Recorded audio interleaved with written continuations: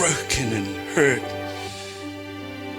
You are a God that picks each and every one of us. You are a God that lifts us up into your arms and you cradle us. And right now we need that. Father, we need to hear the words of your Son when he stood on that boat and he said, "Peace, be still. I am with you." So Lord, we welcome you here tonight. We thank you for being here with the family, with Pastor Dyson, Shekinah, and Shebaniah, Mum and Dad, and all of our family, and all of Paul's family, extended family, church family, friends who have become family. Thank you for covering us with your Spirit. Bless us now, Lord, as we celebrate her life and what she did on your behalf and what she poured into our lives in order to help us see a clearer picture of who you are, is our prayer. Let everyone say, Amen.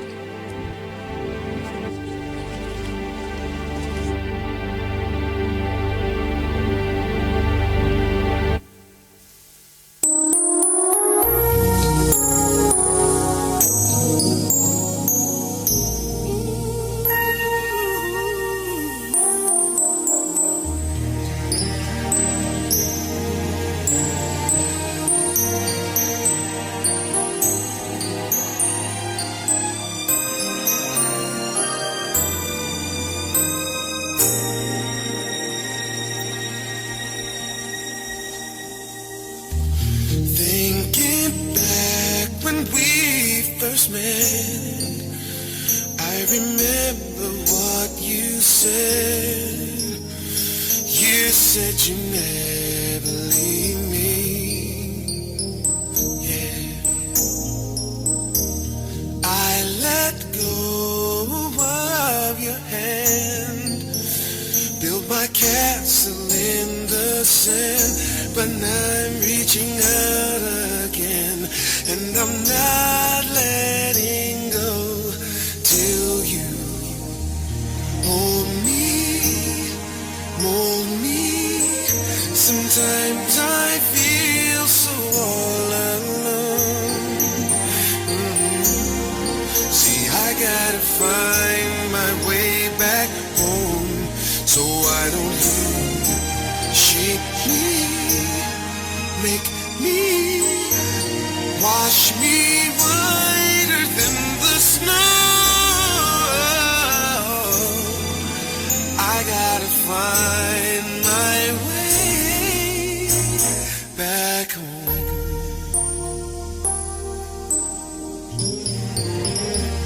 Master, upon my knees I pray. I just wanna be the clay. Put your arms around me. Yeah. Place my life in your hands. Lord, I know I'm just a man. Oh, you understand.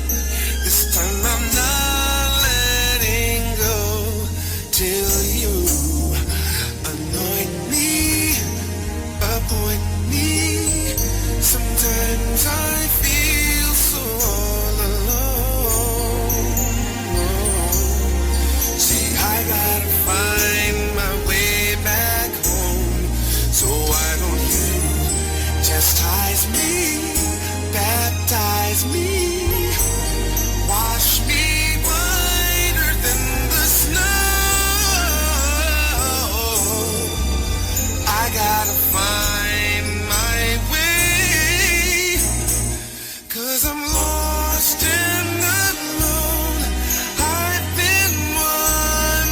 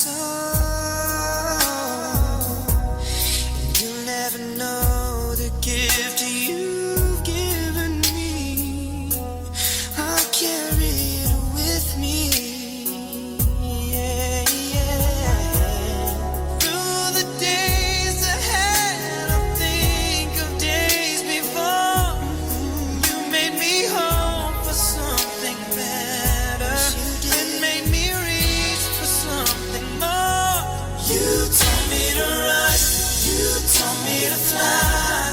Help me to free me inside. Help me hear the music of my heart. Help me hear the music of my heart.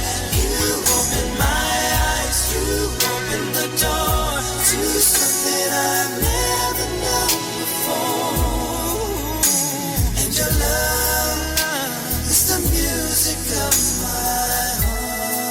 Music of my heart. You were the one, always on my side. Always on my side. Always standing by. Always standing by. Seeing me through. You were the song that always makes me sing. I'm singing this for you.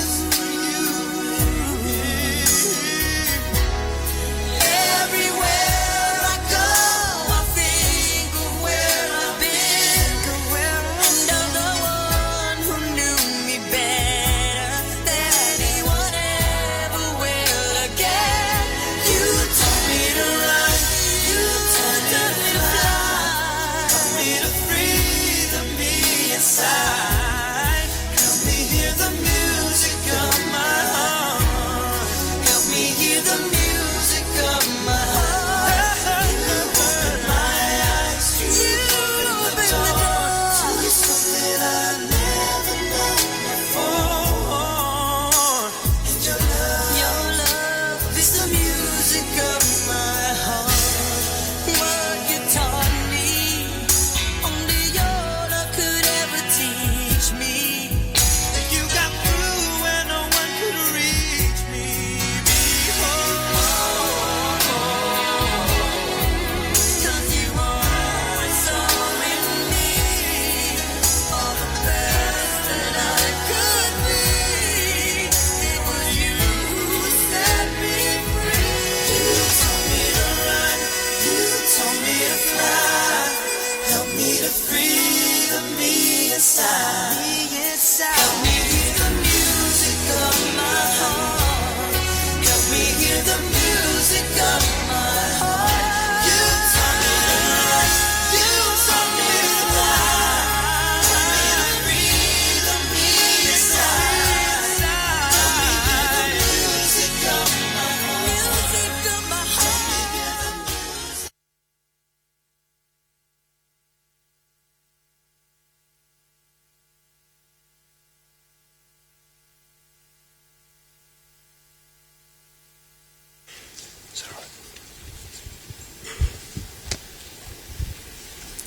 We often say in our church services, God is good all the time. And I want to remind our family and our friends this evening that God is still good all the time. It's no wonder David the psalmist says these words, "For the Lord is good, his love endures forever, his faithfulness continues throughout all generations." Au wai le Yehova e whaavaulava lona lofa, e o atu lava lona whaamaoni, I lea tupulanga, ma lea tupulanga. I would like to thank our family.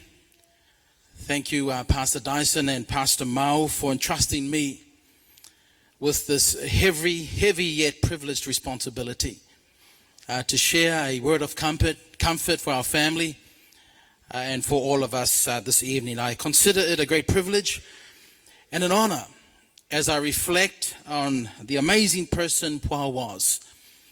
She was a special person in our family, and she was special in her calling and ministry to serve alongside Pastor Dyson. O se tangata sa loto ngā ruenga, o se tangata sa tautua matavela I le ngā ruenga le atua.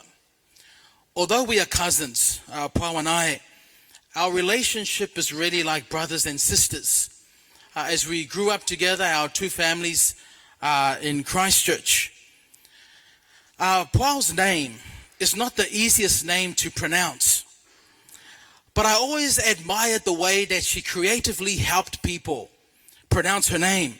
She would say, it's like, wow, but you just add a P in front of it And that's, wow, that's me. And you know what, family and friends, tonight, that's exactly the type of person she was. She had the wow. She had the wow looks. She had the wow personality. She had a wow creativity. She had a wow smile. She was a wow sports person and a wow musician and a wow organizer. Psalm says, 100 verse 5, that King Saul took his usual seat by the wall. Jonathan, his son, sat opposite him. Abner sat beside Saul. Then it says, David's seat was empty. This verse perfectly portrays our family this evening, each to their seat, but it is obvious to us that Pau's seat is empty. The hard thing to accept about Pau's passing away is described perfectly by Jeremiah when he said, your sun has gone down while it is yet day. Pau was taken in the prime of her life.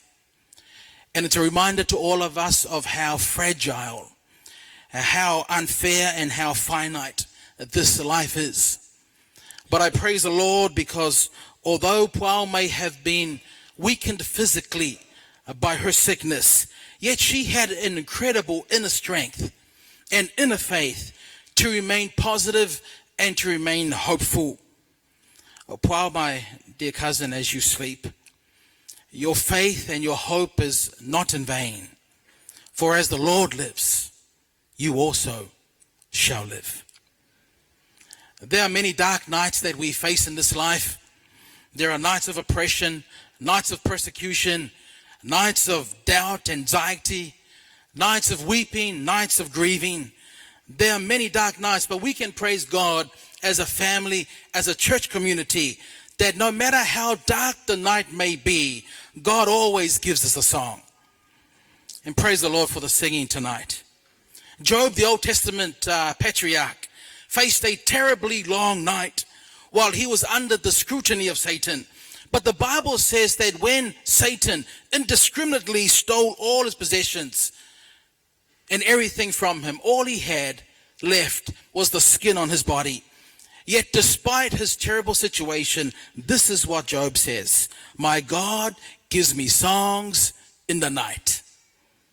My God gives me songs in the night. And as the dark clouds of mourning and grief hang over our family, let us remain faithful as Job did.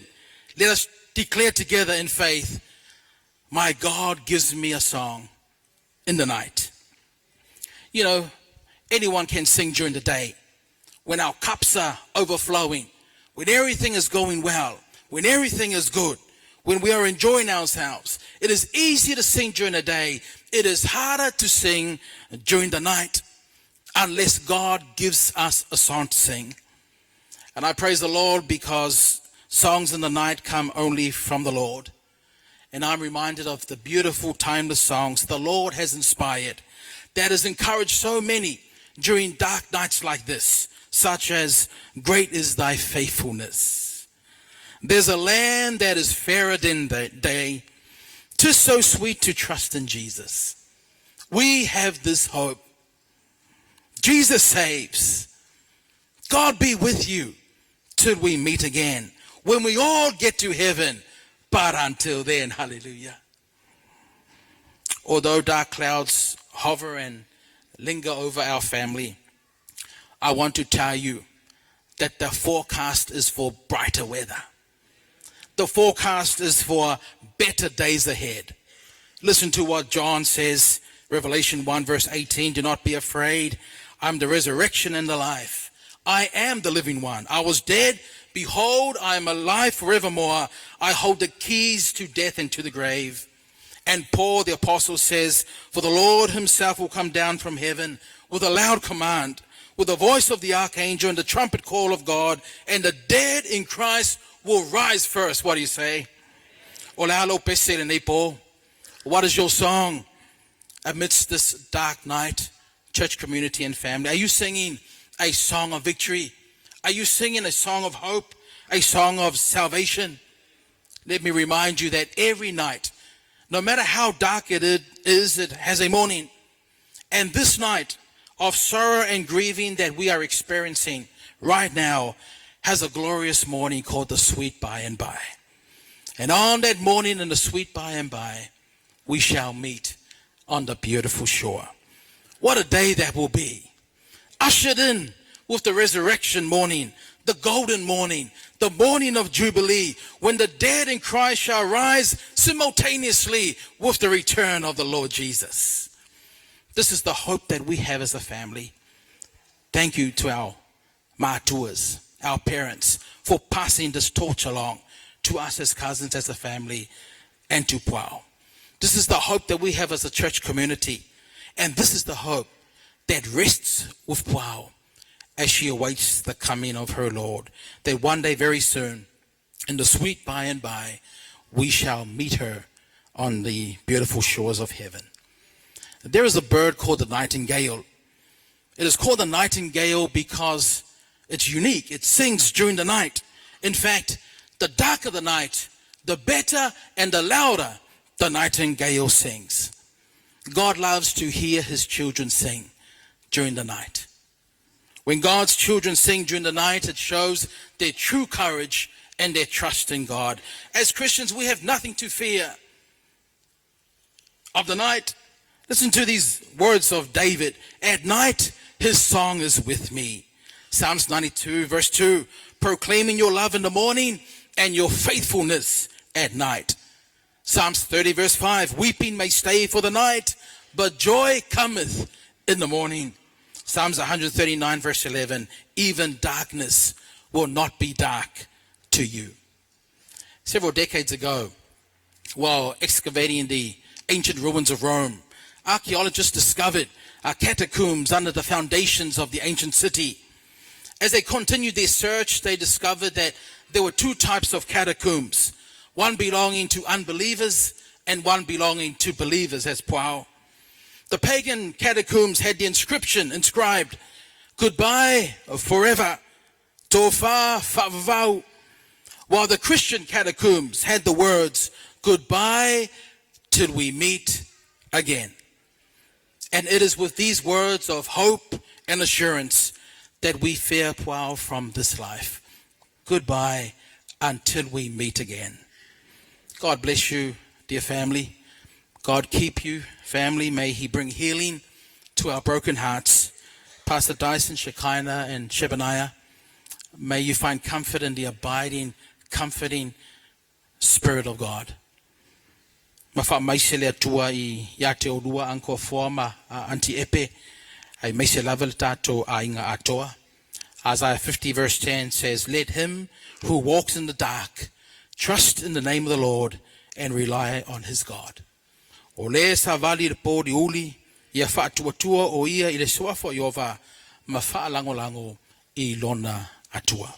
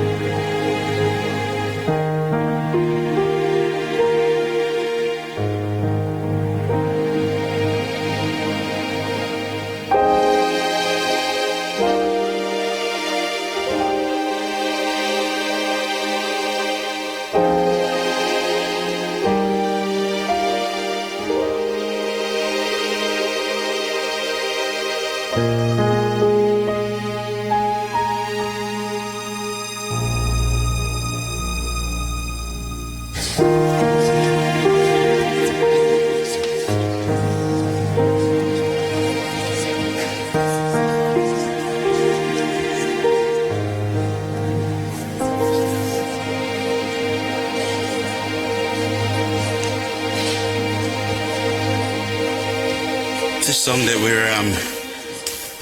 we're about to sing as a family was a song that we used to sing. It's a singing group. We had a singing group called the New Generation Singers, and it was one of the songs that Paul taught us. She used to love it, and she used to work hard teaching my other siblings how to sing their parts, and me.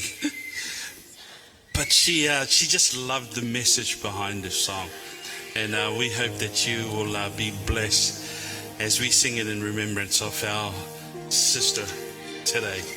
Amen.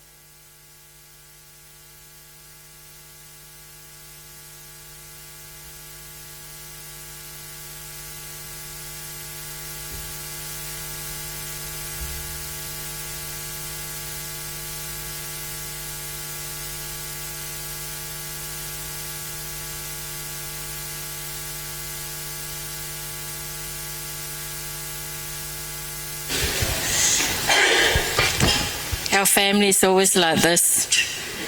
We're always trying to find out who's going to go first and trying to work out while we're up here in the front.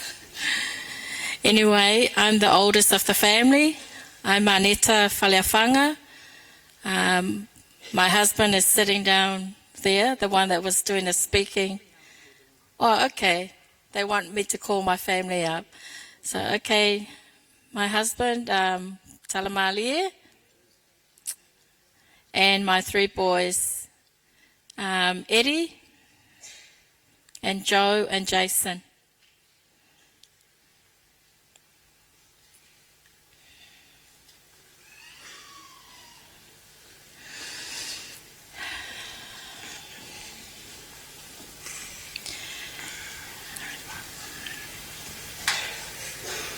Hello and alofa to our families and Paulele's friends from near and far that are here tonight to celebrate the beautiful life of my beautiful sister. My relationship with my sister was very special. She was so dear to my heart. And I loved her so much.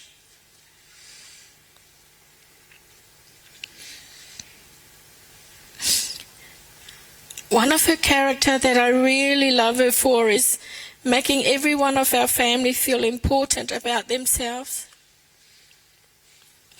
And I guess because she was a teacher, she understood the importance of self-confidence. And she planted that in our family, especially her nephews and nieces. She always gives them affirmation after they perform or do something.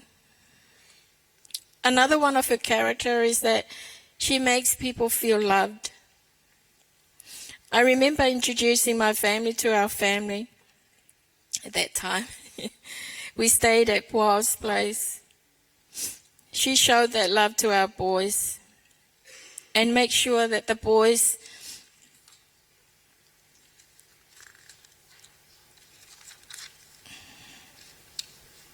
know that they are part of the family. And that is the memory that our boys have now of my dear sister Paulele. And they will cherish it for the rest of their lives. Sleep well, my beautiful sister.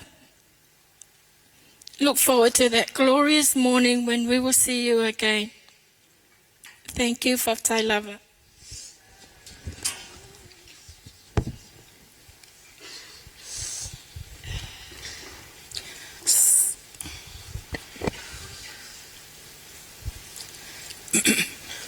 So really, I'm not the talker of the family.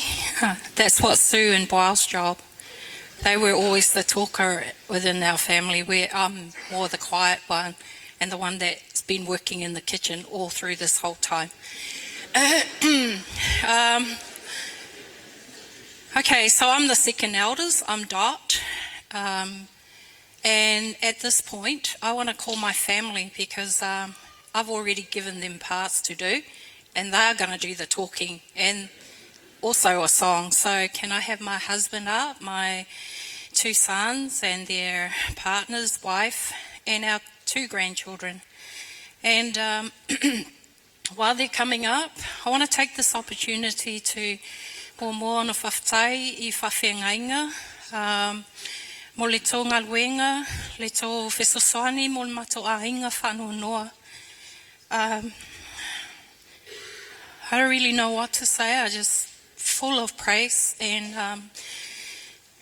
I'm just so honoured that my sister was a good citizen in this world, and I'm lost for words. She was the daughter of God. I know that because I question myself sometimes, but I know that she often will advise me, to remember to love God. And I guess I'm going to really try and do that in my life, because I don't want to miss out, and I don't want to, that morning to come and not able to see her. There are so many people here that, that as a family we want to thank for all your love since our sister passed away. But I know probably at a later time we will do that. The only thing that I really want to say in front of everybody is how grateful that we had a great husband to Boal. Most of the time we weren't there for her. But Pastor Dyson Gurisa, absolutely looked after our sister, loved her. And I just want to thank him for everything he's done for our sister and really taking good care of her. There's no question in our mind of how much he loved her. And I just wanted to make sure I mention that in front of all of you. I'm going to give it to my son. I don't know which one, Terence or Arnold. Okay, this is my eldest son, Terence, and his wife, Danielle, and our youngest son, Arnold, and partner, Crystal, and my husband, Des, and he's always good at these kind of things. He speaks well, so I'm going to give it to him. Yeah, step up now. This is your opportunity to say a few words about my darling sister. Because Des told me that was his favorite sister-in-law. So I'm going to give it to him because you're going to hear why. I don't know whether Des wanted Boal more than me, but anyway, I'm going to give it. I'm going to give it to him now. Oh, I forgot to mention our beautiful granddaughters. We've been blessed, Takani and Penina. And I'll give it to Des now. So, are we supposed to talk now? Yeah. Sure. Yes. We were all coming to New Zealand to celebrate 21st birthday of our niece Desiree. But we didn't know, we had a really good time down there with Boal over the weekend, dancing, laughing, Boal was. And we had a really good time. We didn't know that we would be celebrating the life of Boal today. But yes, I thought I was her favourite in-law. But she treated all of her in-laws all the same. And when I look over there, I see hope, faith, hope, and love. And that love there, that is what she showed to all of us. She made us all feel real special. And then I look over this side and I see I will rise. And I know Boal, she believes that. So when that day comes, family, I've watched them and we've all shared a lot of tears. Everyone has cried because of Boal Lele. But one thing we did try to teach her was how to play rugby. Before Terence, myself, and all of us were good at touch and stuff like that, Boal played for New Zealand universities. And she thought she was really good. She thought she could pass the ball really good.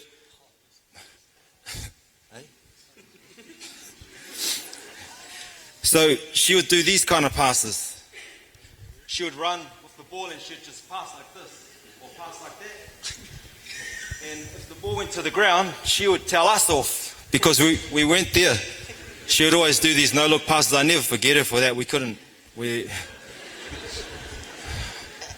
I wish too that we didn't know we were coming to celebrate her life, but we have so many photos of Boal and Dyson. And I remember when we were in Wanganui and Boal came to live with us, this guy kept coming down from Auckland. And my time's up? Well, hey, Boal Lele, I just wish you all the best on your journey. We will see you one day. Thanks for the love. No, we can ask after. to Connie singing her song again?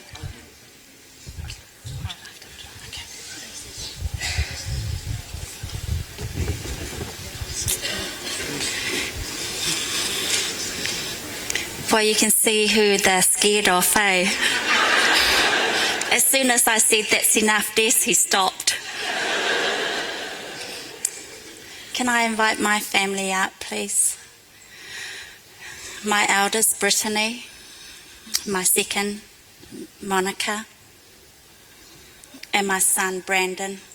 And my handsome husband, Fitu.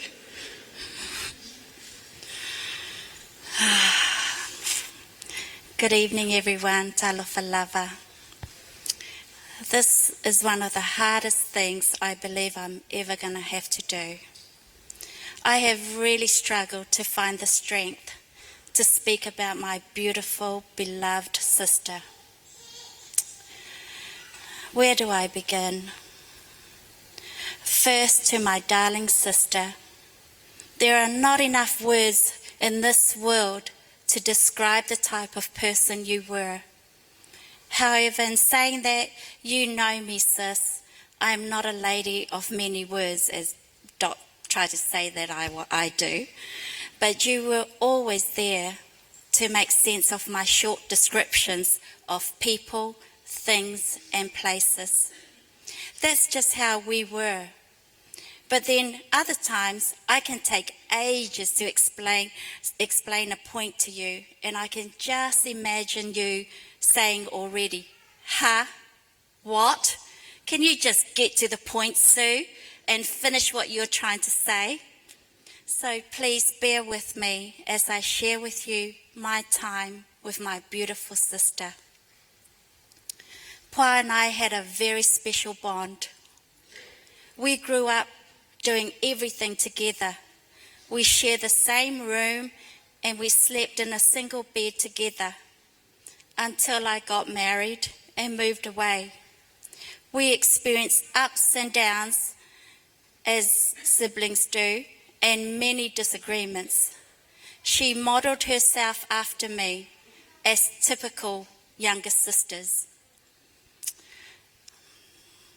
My beautiful sister and I were separated when I got married and we moved away from Christchurch.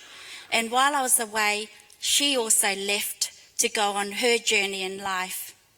However, many years later had gone by, God led us back to Wellington, where she got a teaching post at the Wellington Seventh-day Adventist Primary School.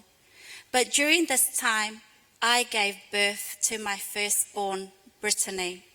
And as I reflect back, God brought us together for a special moment of my life. And soon after Brittany was born, she again left me to pursue her other careers and other goals. And years went by, again God led her back to me in Wellington, and this time with a husband. Not long after she settled in Wellington, God gifted her with a beautiful daughter, Shekinah. Again, as I reflect, God brought us together for a special moment in her life. Throughout all this, she was my helper, and she would do anything I asked of her. Then in 2016, again, God provided the opportunity for her family and my family to move to Auckland together. Within a year of being in Auckland, she was diagnosed with breast cancer. Our roles changed. I was now her helper. During these last 10 years of her battle, I learned so much from her. I admired her because of her faith and strength. She was patient, she inspired in helping others, and always with a smile. She never complained, but she just wanted to continue as if she was well. I remember her strength of still wanting to plan and organise things. One that comes to my mind is the last Auckland Regional Cluster There were many meetings held at her house, and I would go to help her. I would complain, but she was so passionate about it and her will to make sure it is fulfilled and be successful. My sister brought true joy into my life. In good times and bad, she taught me to be patient and to enjoy simple things in life. I will treasure all the moments I had with my dearest sister. One memory I will never forget is our every Friday night dinners with Mum and Dad. And I remember her, she would either call me or I would call her in the morning to say, "Sis, what are we having for dinner tonight?" And we would laugh, because it never fails. We would laugh and we'll say, well, what's new on the menu is either kalo or fish or kalo. I'm going to really miss that with her and her family. Sis, you will always be close to my heart. As I go on in life without you, I will see your humour, witty comments, and your musical talent and love for people through Monica. And I will always see your talent in planning, creativity, and voice of reason through Brittany. And I will see your love for sport and rugby through my Brandon. Every time I leave Pa's house in the evenings, I would say, "Good night, sis. Have a good sleep. See you in the morning. I love you." I will call you in the morning to arrange where we will have breakfast. So sis, sleep well. Our next breakfast will be in heaven. I love you.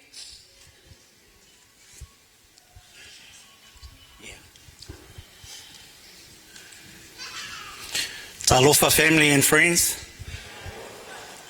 This is why I'm going to miss my sister, because she'll be coordinating a lot of this stuff.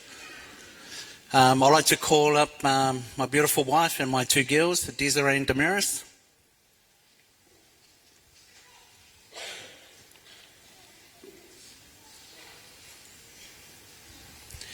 You're probably wondering, where do I fit in the family? Well, I'm smacked right in the middle. I have 3 older siblings and 3 younger siblings. That's my 2 younger brothers and then my sister Pau. Her love for sports really came out from, I guess, us boys. And she used to love her basketball and her rugby. And what she would do is she will organise us into teams. And she'll tell us and remind us of the rules. But that used to go out the window once we started playing. Right from that early age, she was always organising and making sure that all the points were counted properly. And she made sure that she had her piece of paper and her pen, and she would write all that down. I remember that we used to have races down the road, and she'll be our timekeeper. And we will go down, and Pua will make sure that she'll get her little watch, and then she'll say, "On your marks, get set, go." And then we will race down, and then she'll write down our time. And then the next time we do it, she'll remind us what time we have to beat to, or what time we have to improve on. I'm not sure, but I'm going to call my little brother, who might have a memory of that, of those early ages of playing in the backyard and playing sports with my sister. But just before he comes up or comes in and shares,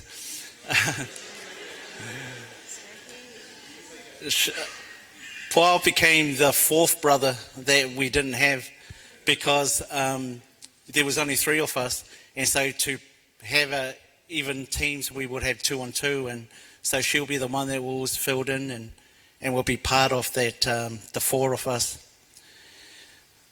So I'm going to ask if Sonny have something to share before I just finish off.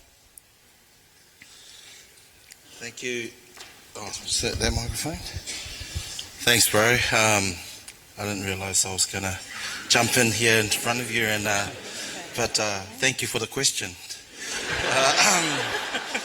I had a really good time, a good relationship with my sister, Pau. Like my brother said, we played a lot of sports together. I guess Pau's a year older than me, and sorry? Just one thing, and then she can come up. Yes. Just one thing, and then she can come up. Oh, okay. So he's just asking one thing. Okay. I might have to come again another time. But yeah, no, Bo and I enjoyed playing sports at the backyard in our old house. We played a lot of sports. I think a lot of you will be familiar with Bull Rush. We played a lot of basketball one-on-one. There were rugby that I'll ask her to run. I'll try and tackle her, and she does the same. So we kind of like shaped and mold her into like a tomboyish type of girl. And I'm sure Dyson kind of like had those challenges. He thought that he could, but he didn't know that this girl was ready. This girl was ready to match Dyson with this. And so yeah, I'll just keep it there, and I'll hand it back to the bro. I can go on and on. You know what? We had this plan earlier on today, but it's obviously it's not working out. Yeah, I also remember one time my sister Pau, there was something that was going on with some of the young people, and I remember they were talking about her, and on this particular Friday, she was going to actually approach the young people and talk to them. And after that, I said to her, so did you actually talk to those girls, and did you sort it out? And she said, yes, bro.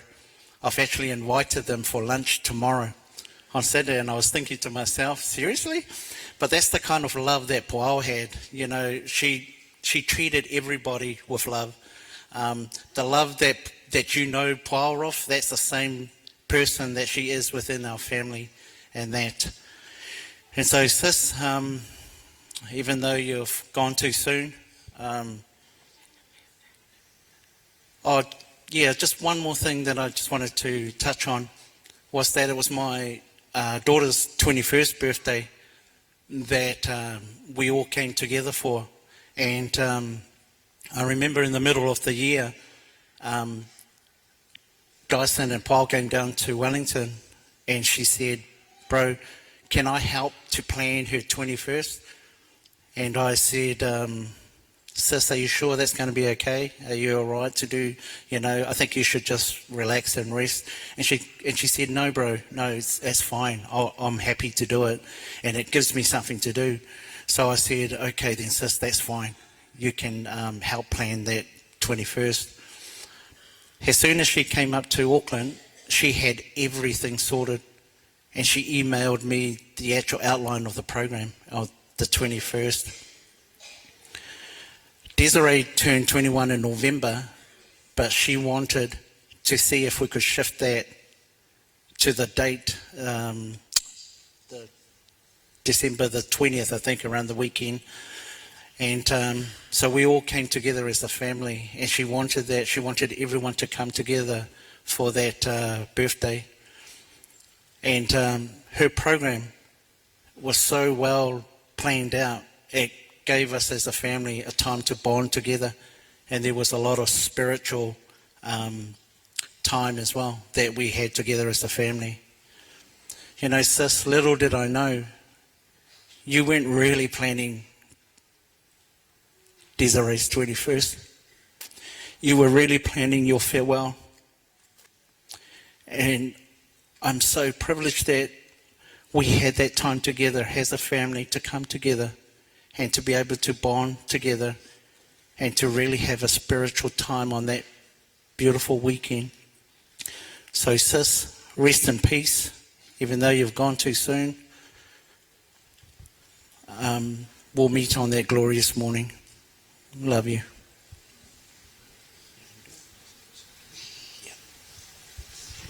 Give it to Tim. Give it to him.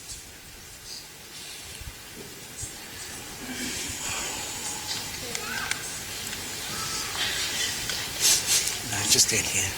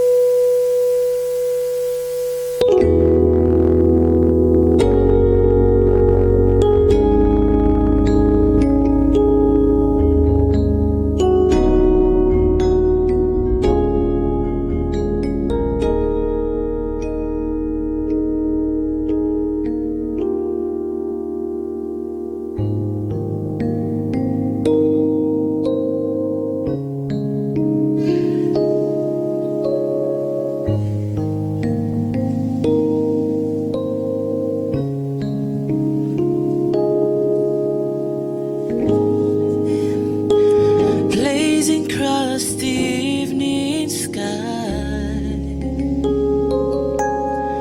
gone too soon,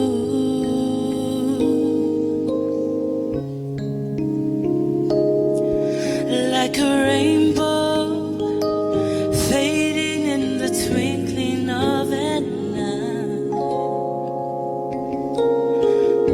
gone too soon.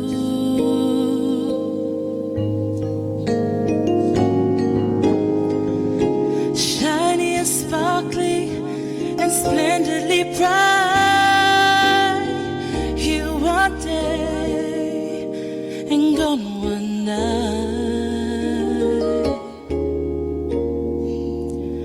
like a loss of sunlight on a cloudy afternoon,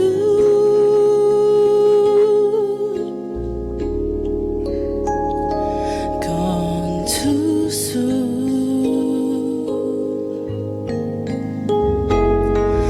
Like a castle built upon a sandy beach, gone too soon.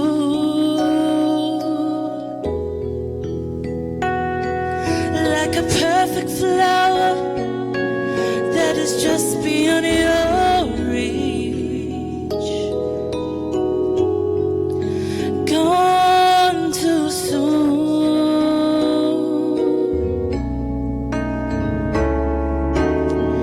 Born to amuse, to inspire, to delight, here one day and gone one night, like a sunset dying with the rising of the moon,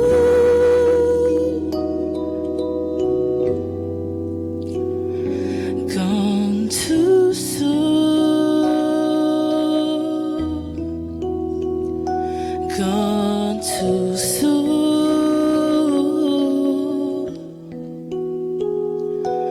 gone too soon.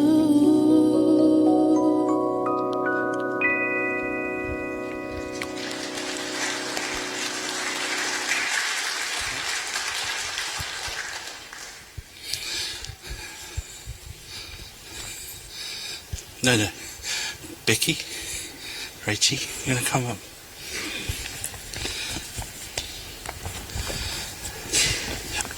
My family got together for that 21st, and I was the only one that couldn't make it because of pastoral duties.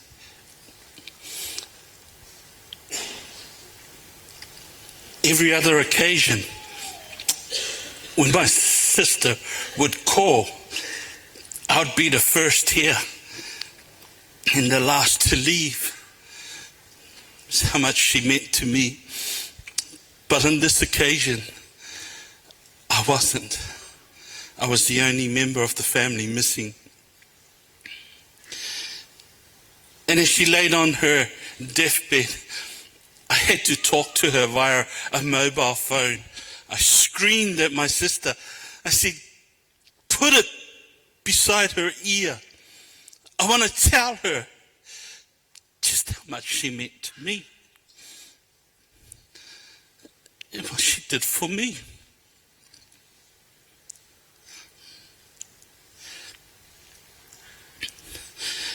Thousands of miles away, and I'm trying to tell her, sis, Paulette and I had these names for each other, and I used to call her little one. She would always respond, because she was my little sister. When all the older ones left, and it was just me, Paulette, and Sonny, I was her bodyguard. I looked out for her. We did a lot of things together. I can remember so many times when she started training in teachers' college that I'd come home and just lie on her bed and we would just talk for ages. And at times I'd come home and I'd have to turn the light off because she would be in her books but forget to switch her light off. And so when I was talking to her on the telephone, on the mobile phone, I said, sis, you have fought well. You have run your race. You've fought well. Please know that I love you deeply. And it's okay to sleep. It's okay to sleep. I think everyone in this room knows the qualities of my little sister. But I want to just share with you a couple of things. She, like they mentioned, she loved sports. And when she started playing for rugby, I was the one that would take her to her rugby games. And I would stand on the sideline and cheer her on.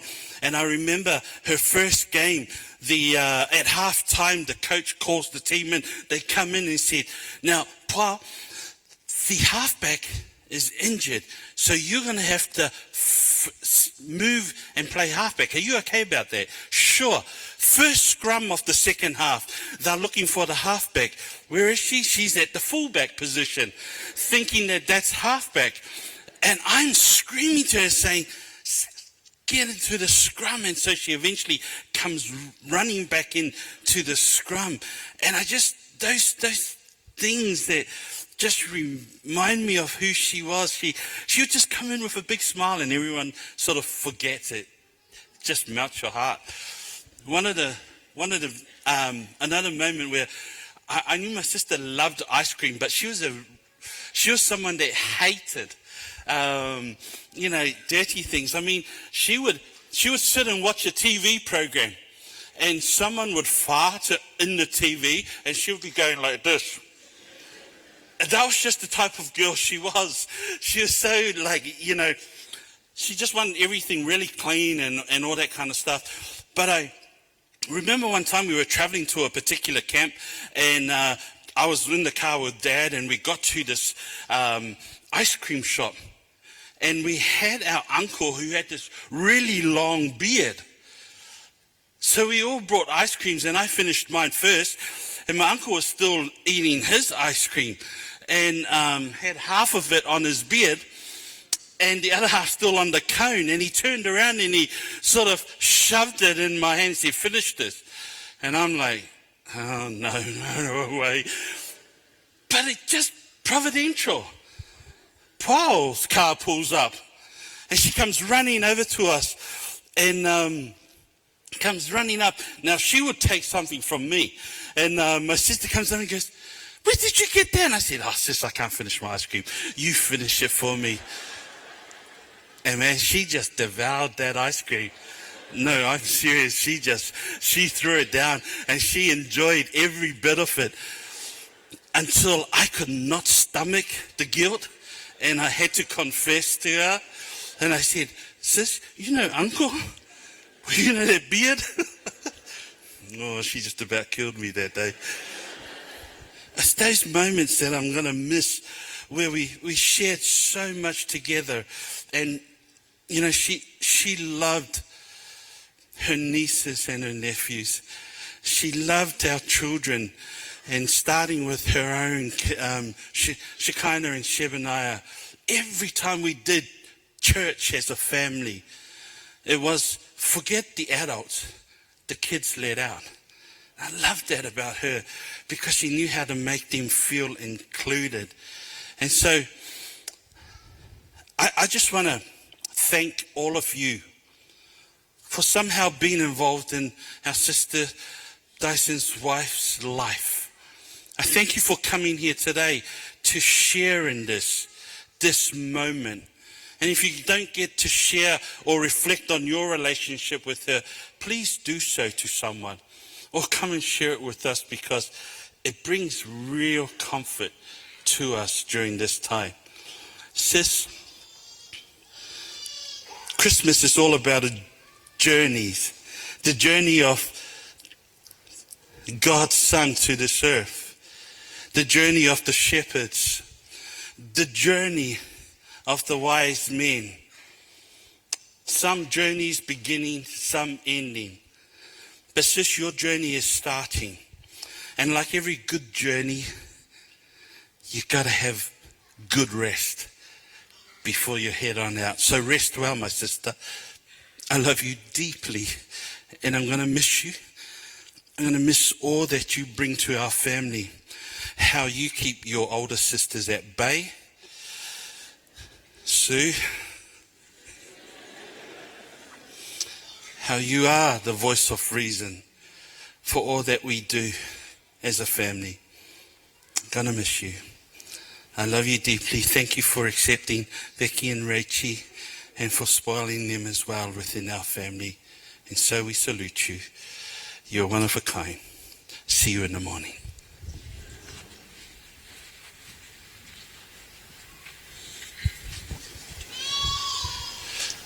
Okay, back to me. So what I was saying before, I'm the youngest of our family of 7 of us kids. Brian and I were so tight, we're so close to each other. I'm just going to just share a couple of things because my siblings have already shared a lot of their, qualities and stuff like that. So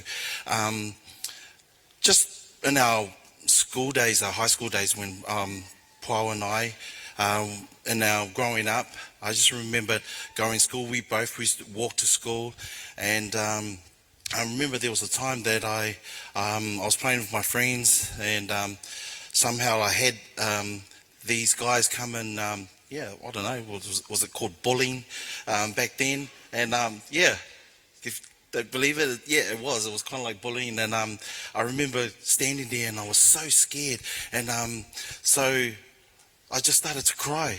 And I ran to my sister, I ran to Pau, and I said, "Wow, these guys are picking on me."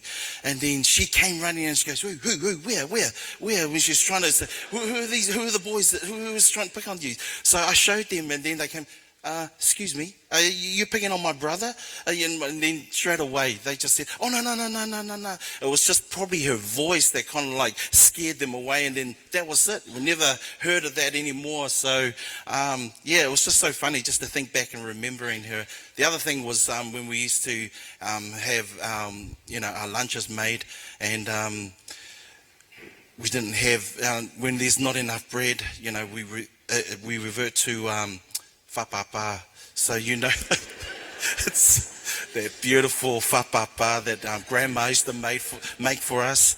And I used to say to her, "What are we going to say when the kids say, 'What is that? What is that you're eating?'"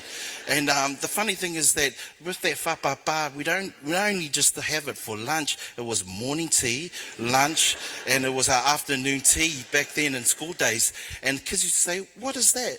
And I remember I said to Paul, if they ever ask, "What is that?" what are we going to say? We're going to say Play-Doh. We're going to say it's Play-Doh. So that's what we said. That's what we said to all our friends whenever they asked about, "What is that thing you're eating?" And we used to say, "It's Play-Doh," but it's beautiful Play-Doh. It's eatable Play-Doh.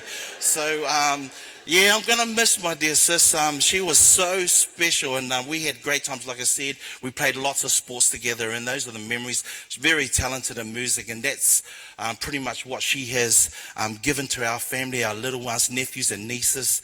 And it was so good just to come over for my niece Desiree's 21st and with my daughter. And yeah, I'll just invite my family. Actually, I totally forgot. Sorry, guys. Hear me talking, and I totally forgot I'm going to invite my wife, Nessa, if she comes up, my daughter, Tamira, who's the eldest, and my 2 boys, Jabin and Noah.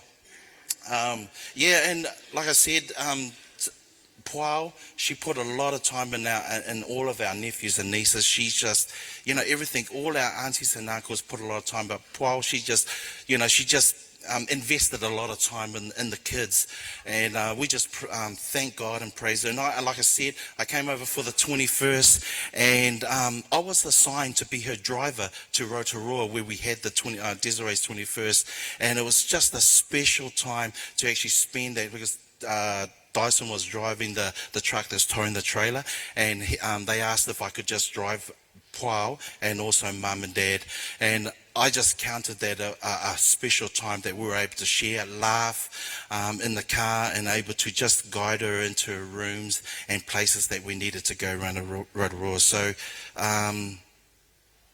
yeah, you're going to miss my sis, and I love you so much.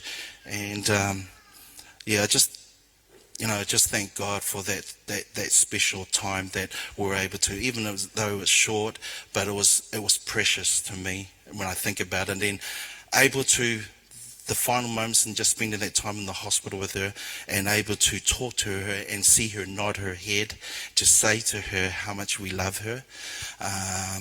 And I will never forget when she gripped onto my hand, and she was holding it tight, and then she'll release, and then she'll hold on tight again. And yeah, love you, sis. Manuia lo malanga, and we'll see you in that glorious day. I'm just going to invite my family. We're just going to sing a song, and it's just run through a backtrack there, so I'll just, yeah.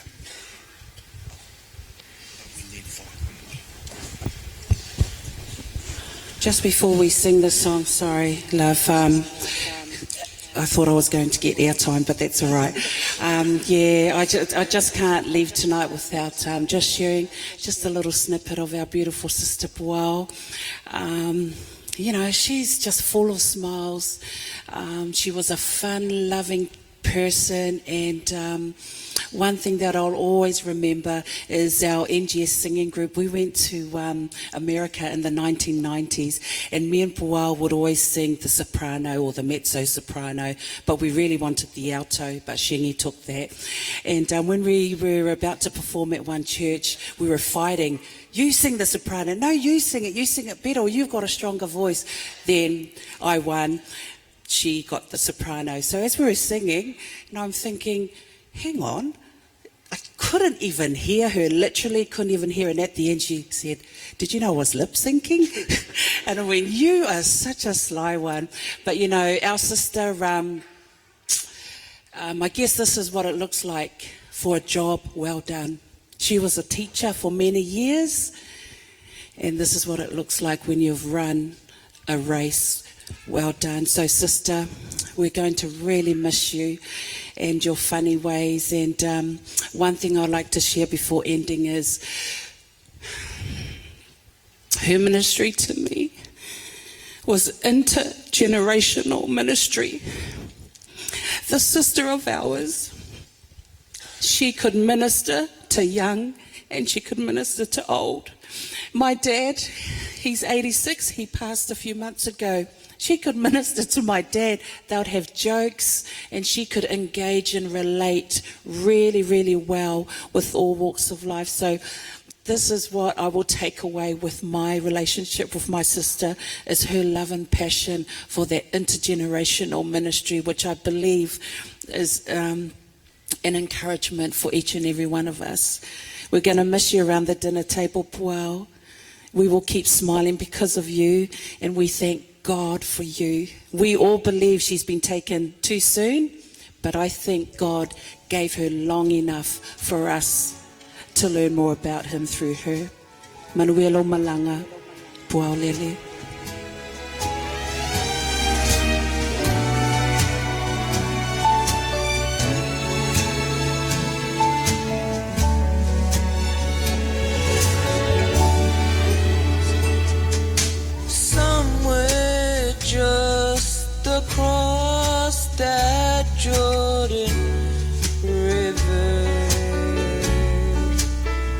there's a place of everlasting joy and peace, where the streams of life is flowing there forever, and the crown of life is waiting there for me. That sounds like home to me, like where I want to be. There'll be no tears to fill our eyes again. The hills will echo with the story as we sing of His grace and glory, where the saints of God will be. That sounds like home to me. Oh, they say there's only joy inside that city of little children playing by the tree of life. No pain, no disappointment there will hurt us. And Jesus Christ Himself will be the light. That sounds like home to me, like where I want to be. There'll be no tears to fill our eyes again. The hills will echo with the story as we sing of His grace and glory, where the saints of God will be. That sounds like home to me. That sounds like home to me, like where I want to be. There'll be no tears to fill our eyes again. The hills will echo with the story as we sing of His grace and glory, when the saints of God will be. That sounds like home to me.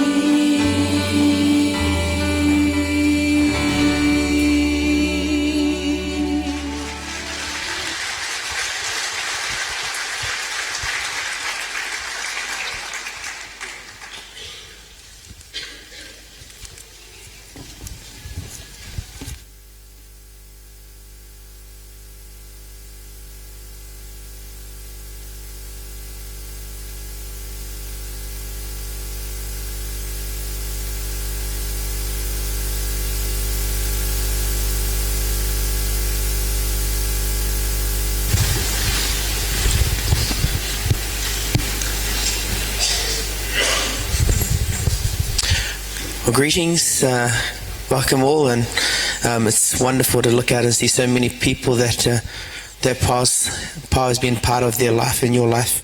I guess I get to speak first out of all the nephews and nieces, being the oldest, and Pao and I had a really close relationship as well, because my mum had me young, and for about 10 years I was the only nephew or niece in the family, and Pao was like the babysitter, and I've got so many memories of her growing up. Pao was to me, she was like a really great teacher. She taught me a whole bunch of important things, like long division, carry the one, and all that stuff. And she was always like a real perfectionist. I remember one time my auntie Sue made some joke about not eating the watermelon seed because you'll get pregnant. That was her joke. If you eat the watermelon seed, you'll get pregnant. And so I ran up to my auntie and said, "Auntie, is that true? Do you eat the watermelon seed?" So sure enough, Pa sat me down and gave me the birds and the bees talk, complete with diagrams and hand actions and illustration. I now have 2 beautiful children, so thank you, Auntie, for the mole whakuanga. She also loved to use me to pick on Uncle Sonny. One time, me and Uncle Sonny were having a intense, philosophical argument. He was probably 15 and I was probably 5 at the time, and we were arguing away. And Uncle Sonny, if he wasn't winning the argument, he'll start saying, "You're just cheeky. You're a cheeky boy. I can run into Auntie Pa, he's not listening, blah, blah, blah." She said to me, "You go tell your uncle he's a juvenile delinquent." So I ran up to my uncle. I said, "Uncle, you're a juvenile delinquent." And we both just stood there and we both cracked out laughing because we had no idea what that one meant. She had an incredible strength of will as well. I'll always remember that her. A lot of people see that like love inside, but Pao, to me, she was a hard person in terms of like she had that real determination to do stuff, and when she put her mind to something, there wasn't anything she couldn't do. And we got the news probably about 3 years ago that we got the call that that Auntie was in the hospital and that she had like a month to live. And so we came over and we spent that time with her, and that was like 3 or 4 years ago. She just battled, and we'll always remember that, testify to that. I could go on and talk about Auntie Pao, but I just always remember her teaching how much she loved us. She wanted us to do well, and she blessed us. All the kids, you can see, she blessed us so much. So Auntie, when Jesus comes again, we'll be there, and we'll see you again. Manguela Malak. I was hoping more people would cry, because if I go first, it's going to be embarrassing. But if I go like this and like that, just bear with me, I'll come back. So Auntie Pao, she was always into her healthy living. So with us young kids, she used to watch what we'd eat. So I have the story. I don't want to embarrass anyone, but we were in Cook Islands, and one day us cousins went to it was one of the cafes first. And so me and Monica ordered our breakfast, and we were hungry, and I just saw a big breakfast that has bacon. I want that one, sausage, whatever. And Monica said, I want that one as well. So we quickly got it, and we knew Auntie Pao was coming. So I was like, oh, I quickly ate mine, and Monica still had her bacon on the plate. And I was like, Auntie Pao, Monica, look. And so Monica got told off. But yeah, Monica, you got to eat it faster. But that's just one story. Where's the other ones? Sorry. Like I said, bear with me. Yeah, and also another story. As you all know, or if you don't, we're like really competitive with our sports. And so I remember one time at the touch tournament, I played for the Rhinos men's, and I think we were either losing or we had a hard game coming up. Auntie Pao always looked at me and was like, you can beat them, eh? as if I was going to beat them by myself. I said, yeah, Auntie, I got this. Well, we're going to try. Anyways, that year we didn't win, but we came back and won it for her, so that was all right. It was I just have another memory. When I was little, I just remember, like, the bee sting. Auntie Pa used to get me to like lie in front of her when I was really little, and I don't know if I used to take a long time to go to sleep, but she used to sing me a lullaby, and I was going to try and sing it, but no, I'm not going to. And yeah. My girlfriend calls it moi moi pepe, but yeah, you know the lullaby. Anyway, she used to tickle my back, and it was just like a comfort, like just a love she shared for all of us cousins. And just like the siblings, like we consider ourselves all siblings, and I think it's just great. Like she was like another mother.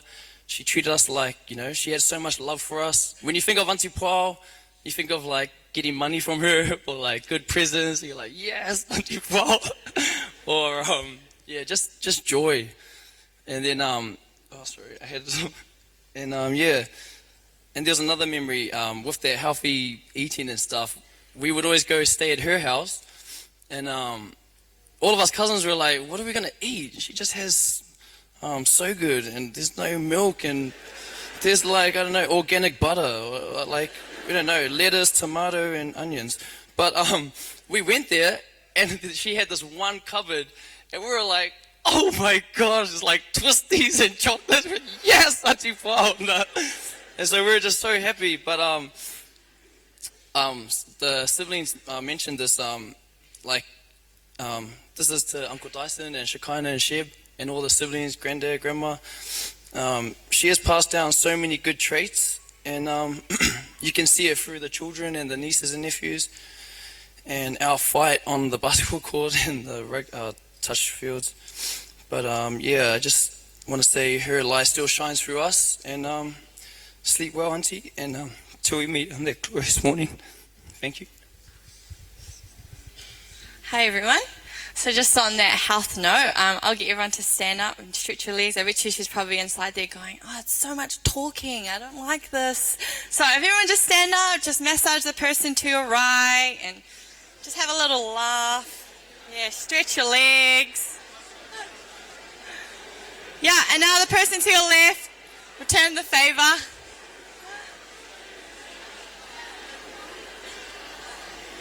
Yeah, and you can take a seat now.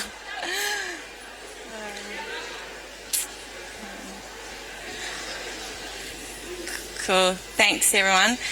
So my name's Brittany, I'm Young, and I'm the eldest niece on the Twa'oi family. I'm out of these crazy lot behind me. So I'm just going to say, a few words. So I'm honoured to say a few words about my Auntie Pa. She was a cheerful, fun-loving lady who was full of life. Her smile could light up a room, and it was infectious, as we have seen from the photo montage earlier in this program. She made everyone around her happy from different walks of life. Old, young, baby, you name it. She just made everyone feel welcome and loved.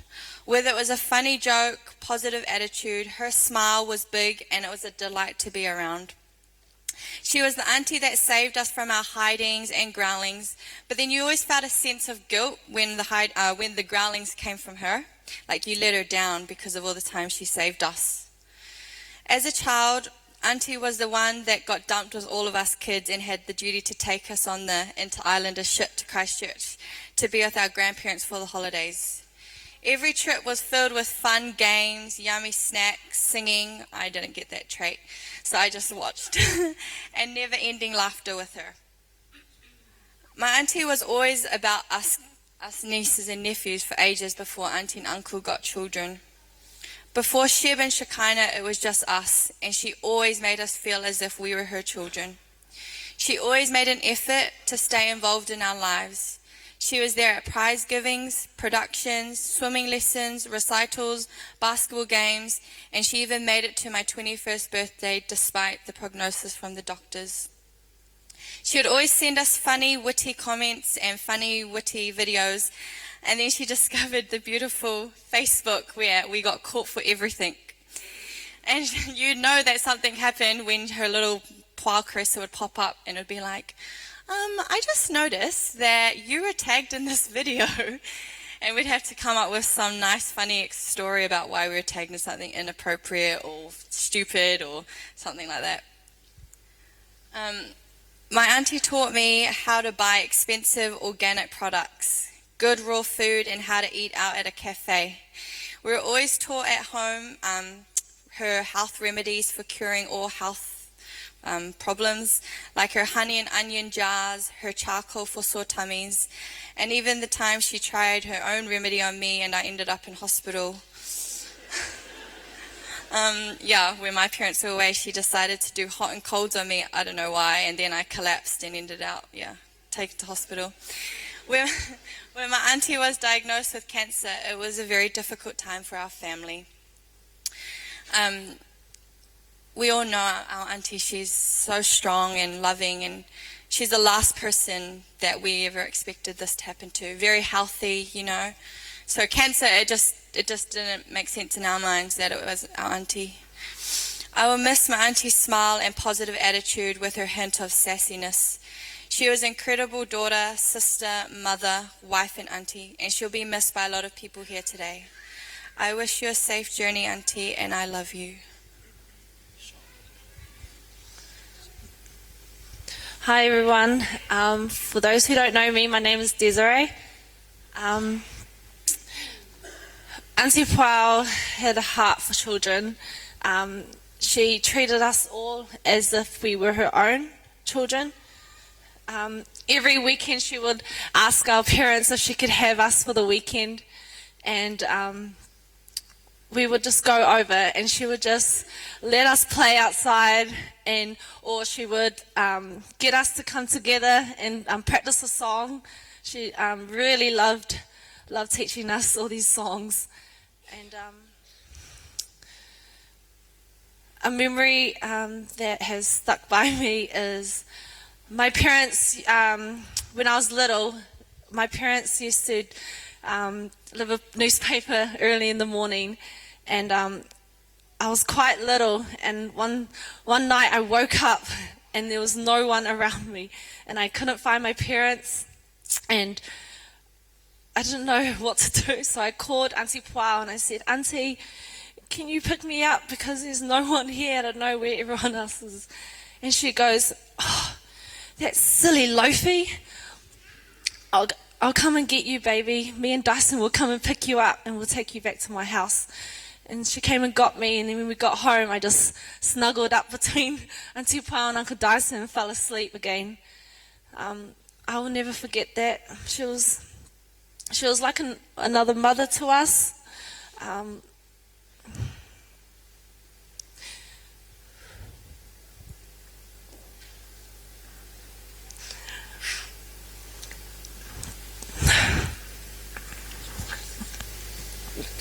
Thanks, Auntie, for making it to my 21st.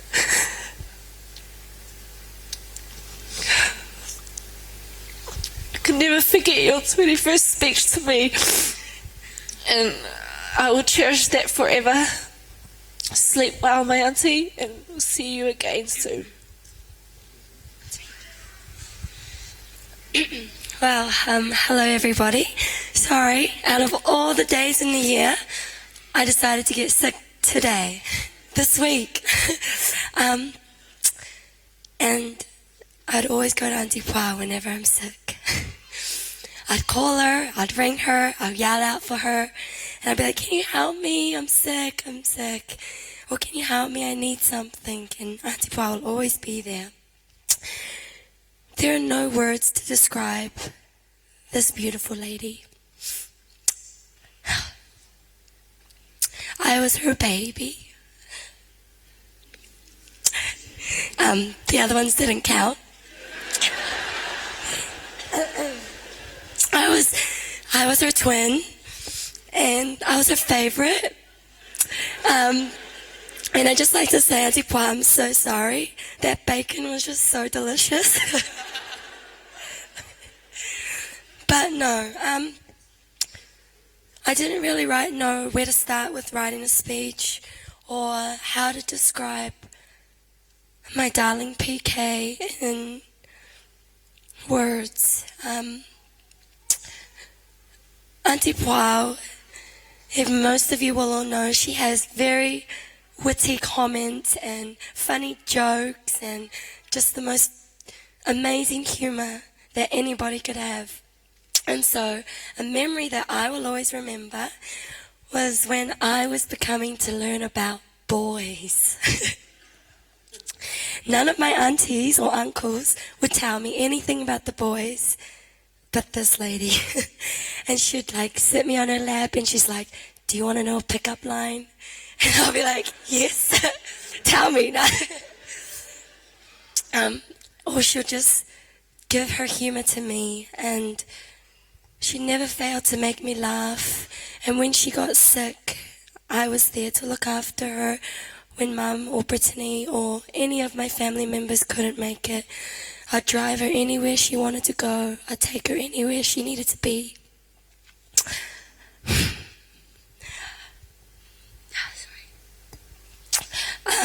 She was proud of me. I don't know why. I'm sick on her farewell. One memory that sticks to my heart the most is when I'm down. She was like a mum to me. I wouldn't go to my mum because 99.9% of the time is why I'm down is because of Sue. So I'd go to my second mum. And that was Pau.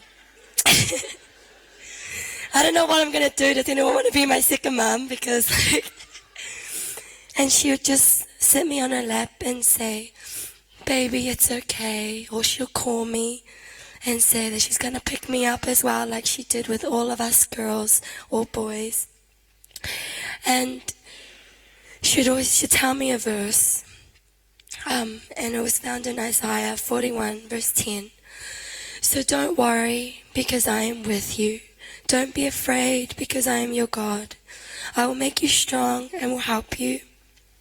I will support you with my right hand that saves you.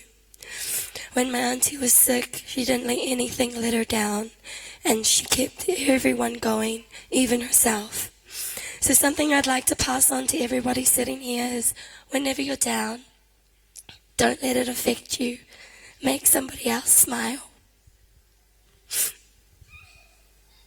I love you.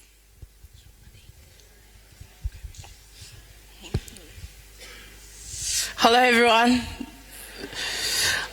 For those that don't know me, I'm Rachel Tuaoi. I'm the only child of Mau Tuaoi, which he is the protective brother of my auntie here. How do you describe a woman so fearless and so strong? I was struggling to find the words, and I was listening to my cousins and struggling to find the words to describe such a beautiful woman. And we've cried buckets of tears, I can tell you that, the past week or so.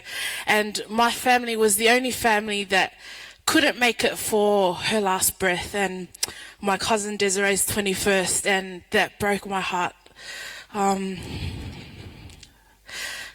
How do you feel when you don't get to say goodbye to your auntie? So it broke us, and for the first time I've ever seen my dad's heart just broken. And I don't have the words to describe how much I wish that I was here for my auntie's last breath. And I'm thankful for each and every one of you for obviously being involved in my auntie's life. And I know that each and every person in this room, she loved you all immensely. And I'm just going to share one memory because lots of stories to tell. We have a big family and I don't want to hold up too much time. But 6 years ago, I used to live here. Before I moved to Melbourne, I used to live here. And me and my cousin Monica, we were like best friends back then. And back then when, we still are, but me and Monica, we're both the same age. I mean, she's older than me, but we're like, inseparable. And there was one time when my Auntie Pa, we were always at her house, and she had this blow-up pool for me, Monica, and Shekinah, and me and Monica thought it was a good idea to wait until Auntie Pa left the house, and we'll try skinny dipping, like go naked in the pool. And so it was, we waited, me and Monica, we waited, and Monica was like, oh, she's still in the kitchen, just wait and everything. And it was just a little blow-up pool. And then when me and Moni, we thought it was, she left because we heard the door close.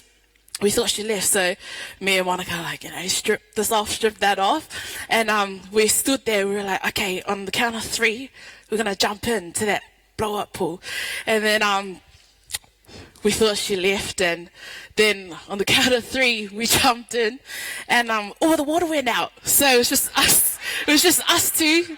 It was just us two and our bare bodies. And Auntie Pa came around the corner. She was like, oh man, she was like, what is that, And then we've never been that embarrassed, in our lives. But I just want to say that my auntie was just the best voice, best laugh. And at our family functions, you can hear her laughing from the other side, and you just had that feeling of oh, that's Auntie Pa when you heard her laugh. And I recently just finished high school in Melbourne, and one of my awards that I was fortunate to receive was the Excellence of Music Performance. And I believe that I wouldn't have received half that award if it wasn't for my auntie's input in my music. And my love for music is from my auntie. And 2 months ago, my grandfather passed away, and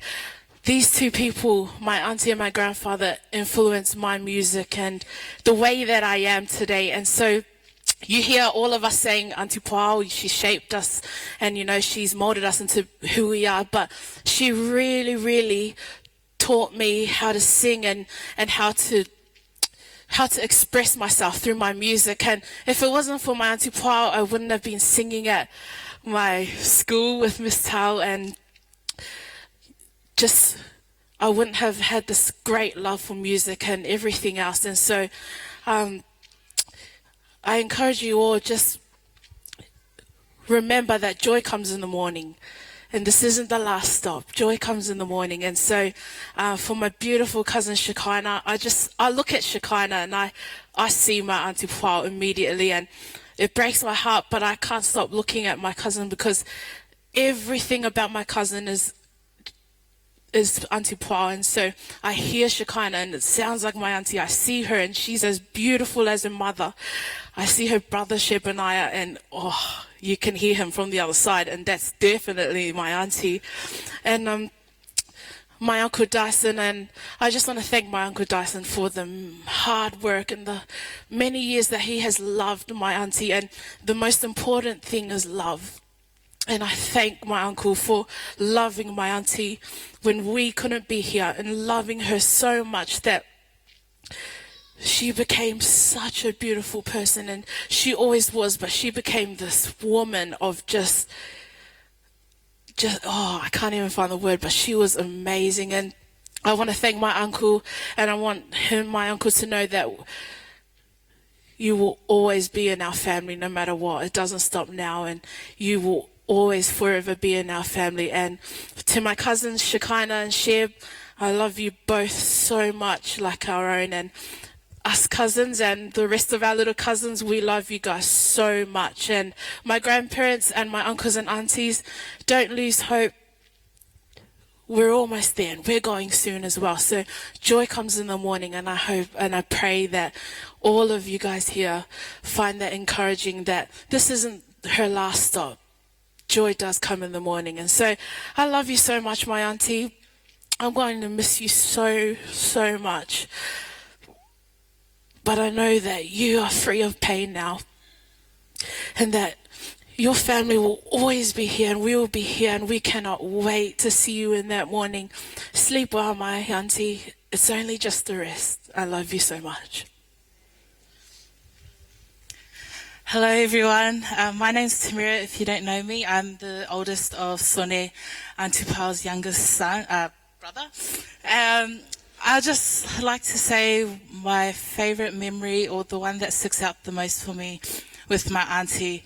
I still live back in Australia, and whenever we used to come to New Zealand, we'll always have family concerts, or time where we'll just share songs and dances. And I always remember Auntie Pao teaching me, Moni and Rachel, songs that she used to sing back in the day. And there was this one time we had to sing an item for church, and Auntie Pao stayed up all Friday night just teaching me, Rachel and Moni the song. And it got to the point where she was she's still patient with us, but she was like, okay, we'll just go with it tomorrow. And so it got to, on Saturday, it was our turn to sing the item. And knowing us three, we kind of went flat in the item. And so I can see Auntie Sue and my dad giving us the eyes. And then I looked on the other side and I saw Auntie Pao, and she was still smiling at us. And when we got off the stage, she still encouraged us that it was okay, and that next time we'll do better. And so I think it's just those traits of Auntie being patient and being loving to us kids, and just treating us as her own kids, is what I always remember. To our last weekend, I'm just really grateful to have spent the last few days with Auntie. It was Desiree's 21st. And we haven't seen Auntie for the past 2 years. So I'm just so glad that me and Dad could come over to spend Auntie Paul's last days, and her, just witness her last breath here. And I think it's just amazing how God works, and his timing was just so perfect. And I'll just like to share one last story.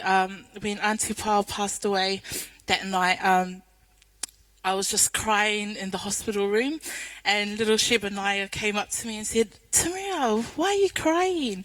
And I said, I'm going to miss your mum, I'm going to miss Auntie. And he just said to me, don't worry, we'll see her in the morning. So I'm just so happy that Auntie Pao just installed that faith and her love for God in her little Shebaniah and Shekinah. And I'm just so grateful for her teachings and her encouragements for all of us. Thank you. I'll miss you, Auntie.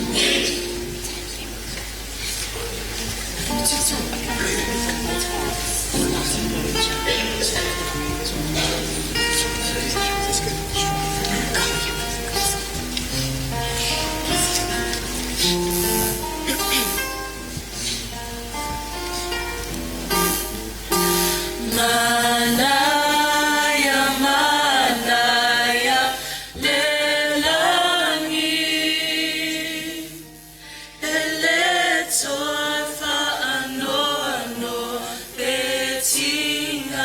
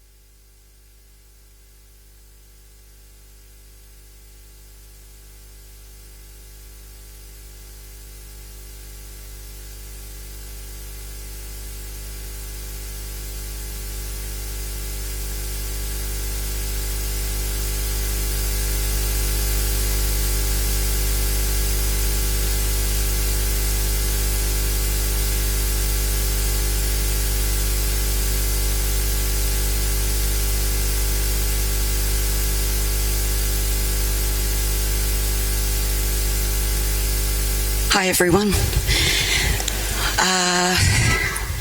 I'm Dyson's sister. My name is Anna Marie Moore. By my side is my brother Joseph Rocky Caressa. In honour of the Tuaoi family, we thank you for this opportunity that we could stand here as in-laws to show our respect for beautiful Puao. I'm going to keep mine really brief, but this is what Puao means to me. She was a principal at Wanganui. She was a teacher. She was a music choir master. She was a band master. She was also a counsellor. That is something really special that us as in-laws reaped from beautiful Puao. Whenever our family ever had any disputes, you can guarantee that Puao can bring you right back to your childhood and enjoy the innocence of any complication that you may have in your adult life. For me, Puao had so many gifts. She can change any heart or present in that room. So that's all I have to say about beautiful Puao. She can be any character that she wanted to be in any situation that you were in. So if I was angry, she knew how to tame me, let alone Rocky, and also our relationship that we had with Dyson. But that's how unique Puao was. She had so many qualities, and we cherish that. It's something that we will always hold in every event, whether it was my daughter's 21st, my dad's 70th, to Dyson's 50th, how she organised your birthday. She hosted your special day. To my son getting married just not long ago.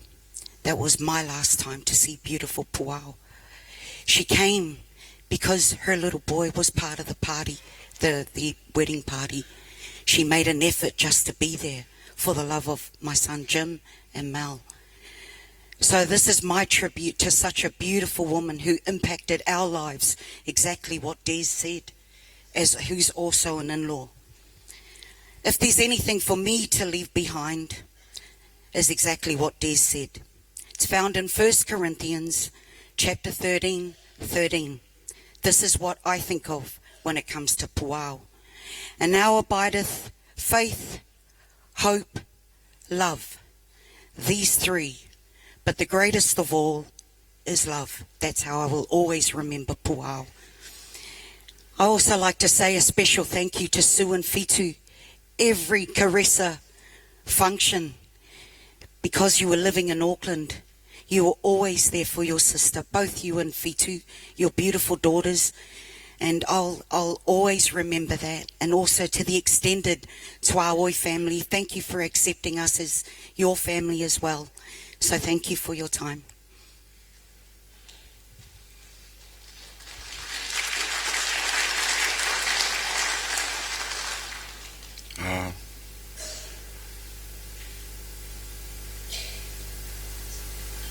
I remember Dyson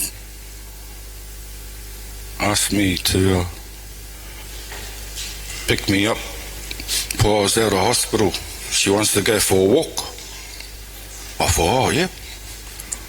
Yeah, so we went to the park and she told me, Rocky, I'm going to power walk around there. And I said, yep, and I'm going to power walk that way. So we met. But before all that, as we were walking up to the park, I asked Paul, I would love to take all your sickness, give it to me. And she turned around and she said to me, Rocky, the only sickness is you give everything to God first. And that reminds me of my mum and my dad, how we've been brought up. So Dyson, as you know, even though it's sad, but there's a happiness, and it all comes back to love, bro. We're always there for you too. Thank you very much. And also to Shebaniah and Shekinah, may God be with you in your time. I'm going to call upon my son Jim who will speak on behalf of all the nephews and nieces on Dyson's side. Thanks.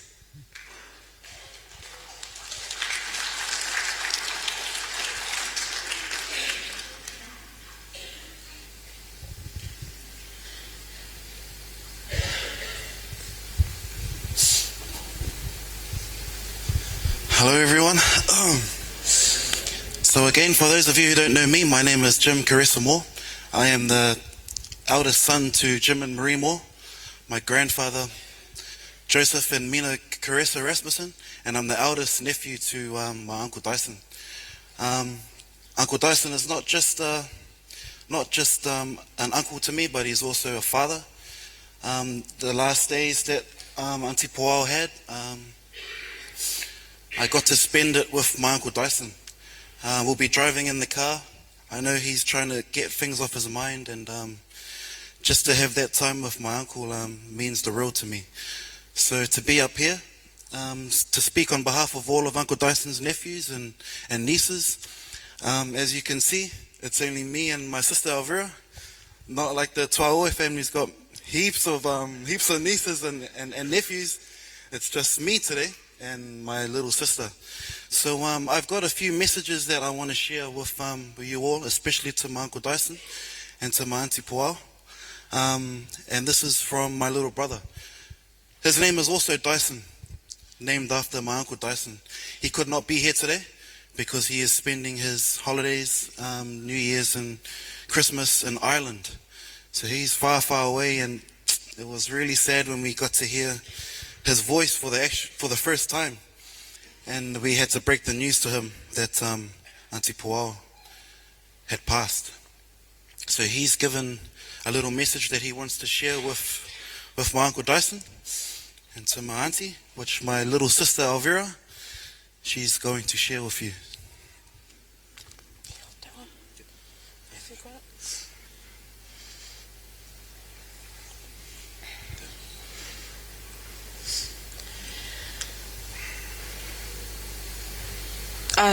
Dyson's message.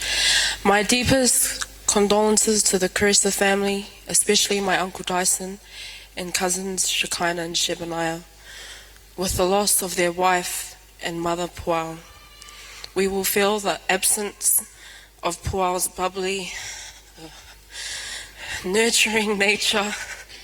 I can only apologize for not being here today. But I would like you to know I will be thinking and praying for my family at this time of sorrow. Love, Dyson, number 2.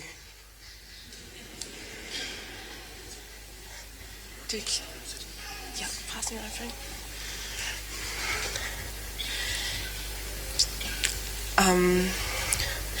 Our dearest Auntie Poao, your smile warmed our hearts, and your soul was so gentle. Your presence was so positive. You'll forever be in my heart and our hearts. Auntie Poao gifted me this puletasi, and today I wear it in remembrance of her. She made a promise to my partner Jordan and I that she will be at our wedding. When I do get married, I know she will be there in spirit. But I'm glad she had the chance to witness my brother Jim and sister-in-law Mel get married. Our beautiful Auntie Poao, we love you forever.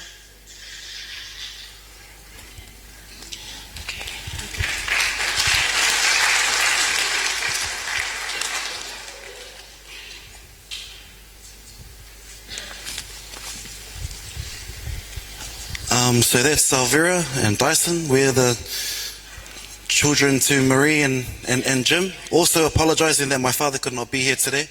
He's had to go back to Australia, but I also speak on behalf of him. My Uncle Dyson also has, and Auntie Poao, also have 2 other nephews and nieces. So that's my Uncle Rocky's kids. That's James and Sarah. They live in Australia.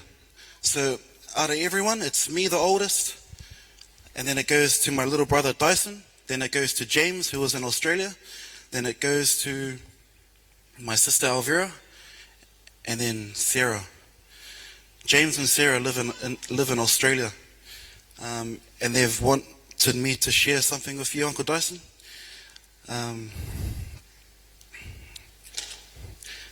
This is on behalf of James and Sarah, who are currently in Australia. I remember when Auntie Poao and Uncle Dyson came over to Harrington to visit us when we were kids. They stayed in our granny flat.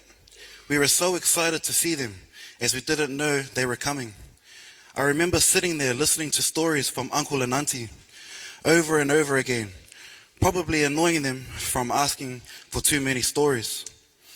Auntie Poao, in my memory, was the most humble lady and was so lovely to all our family. Even though the last years have been complicated, Sarah and I still have the same feeling about Auntie. She's just an amazing person. Unfortunately, now her time with us has been cut short than everyone expected. But Auntie Poao is pain-free and will always be there in spirit, looking after Dyson and the kids, as well as the rest of the family. After speaking with Uncle Dyson on the phone for the first time in years and hearing this heartbreaking news, we spoke for a while about life in general and caught up about memories with him and Auntie, about the kids and the church and basically everything. I know the kids are going to be in great hands, as Dyson is such a great man. Rest easy, Auntie Poao. We will see each other again. We love you, and God bless James and Sarah.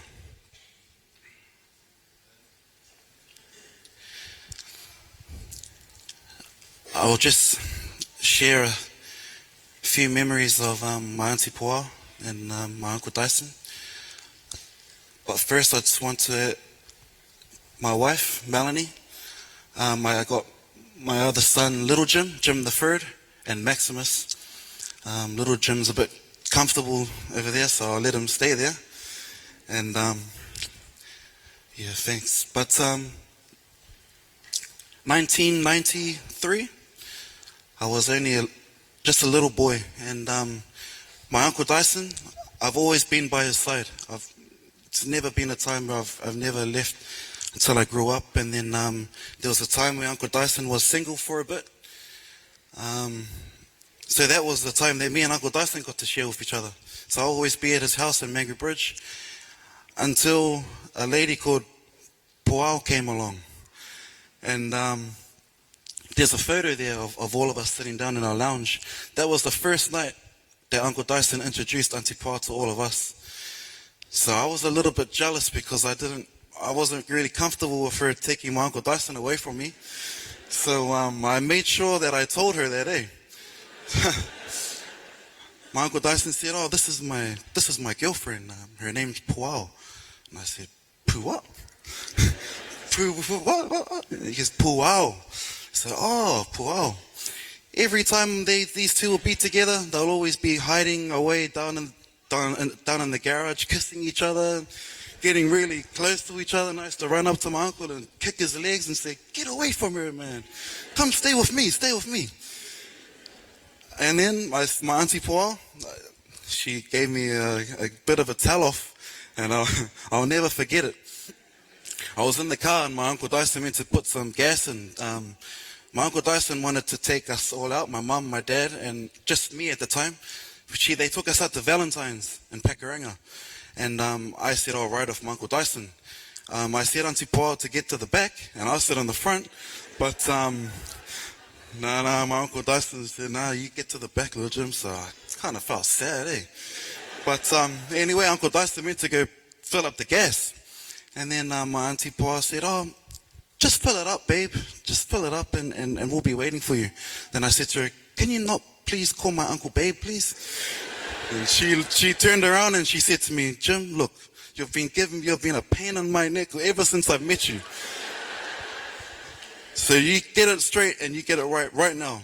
Your Uncle Dyson is my boyfriend, and I'm Uncle Dyson's girlfriend. So get used to it." So I'm sitting at the back going, okay. I'll give you that one. She taught me my very first word. It was reputation. I used to stay with Uncle Dyson and Auntie Paul back in Dunstall, Mangu Bridge, and I used to play the drums for them when they had their missions at Ponsonby Church. And anyway, my Auntie Paul gave me $20, and she said, go and get your friends some fish and chips. So get 5 fish and get $2 chips. I said, okay. I went on my bike and went up the road and I got the fish and chips. But I went next door to the dairy and I got me this chocolate bar. On the way coming back home, the $5 fell out of my pocket. And I went back to Auntie Paul and I said, oh, here's all the fish and chips. And she goes, oh, and I only gave her $3 change back. She goes, this should be $5. Where's the other $5? And I said, oh, honestly, Auntie, it fell out of my pocket. She goes, Jim, please, tell the truth. I said, no, honestly, Auntie, I'm not lying. It fell out of my pocket. She goes, sit down here, I'm going to tell you Uncle Dyson. So anyway, my Uncle Dyson came home and she said to me, Jim, let me tell you the word reputation. Reputation is how you go about yourself and how people think of you. So you either have a good reputation or a bad reputation. And right now, you got a bad reputation. So anyway, I got dealt to him. Uncle Dyson came home and yeah, that's the end of that story. But just before I end, just before I continue, I just want to say to my Auntie Paua's parents, Afoa and Epenesa, on behalf of all of our family, myself, my brother, my sister, my wife, my children, my mother, my father, my Uncle Rocky, and even my Uncle Dyson. I want to thank you guys, Afoa Epenesa, also Neta, Auntie Neta, Auntie Dot, Auntie Sue, Uncle Lofi, Uncle Mao, and Uncle Sone. I just want to say that you guys have been blessed with a beautiful woman, with a beautiful soul. And thank you guys for sharing her with us. Heaps of people say it, let Jesus walk through you. And if you met my Auntie Paua, Jesus definitely walked through my auntie. Whoever she got in contact with, they were blessed. And that's the main thing that I will always and never forget about my auntie. So thank you very much, Afoa, to your family, Epenesa, and to the rest of the siblings, and also to all the nieces and nephews. I have some other good stories of myself, Arnold, and Terence, when my Auntie Paua and Uncle Dyson got married. But also thank you for Auntie Paua, to the family, and also I want to thank you guys for looking after my Uncle Dyson. While we were not there, sometimes we were not there, you guys will be always there for my uncle, no matter what he was going through. And I just want to thank you guys so much for always being there for my Uncle Dyson. And I want to also thank you for continuing to be there for him, supporting him. So on behalf of all my family, I just want to say thank you very much. And just before I end, I just want to share a song. 2006 was the first time myself and my Uncle Dyson got to play together. And my Auntie Paua was the one playing the piano at the time. Auntie Paua was behind my mum. My Auntie Paua was my next number one fan. If I put anything on Facebook, she'll be the first one to comment. And she'll always explain to me, always go far, just like your Uncle Dyson. But you're also past your Uncle Dyson. So she didn't have to tell me that because I already know. But but it really felt nice coming from her. But she was also musical as well. So I'll never forget the day that myself and my Uncle Dyson got to play with each other, the clarinet. And she played on the piano. And the song that we played at that time was He Touched Me. So I'm going to do that song again. If I can just call up my uso Matthew to come and play for me. As I play this last song to my Auntie Paua, I know right now I'm not just going to play this to her, but I've now got this opportunity to play it to my Auntie Poa and to my mama, because I know that my Auntie Poa is there with her right now. That's my Uncle Dyson's mum. So, again, thank you guys all very much. To see everyone here and see how many people that this beautiful soul has touched just means so much to me. And I want to thank you again for this opportunity, for giving me. And God bless. Take care. Thank you.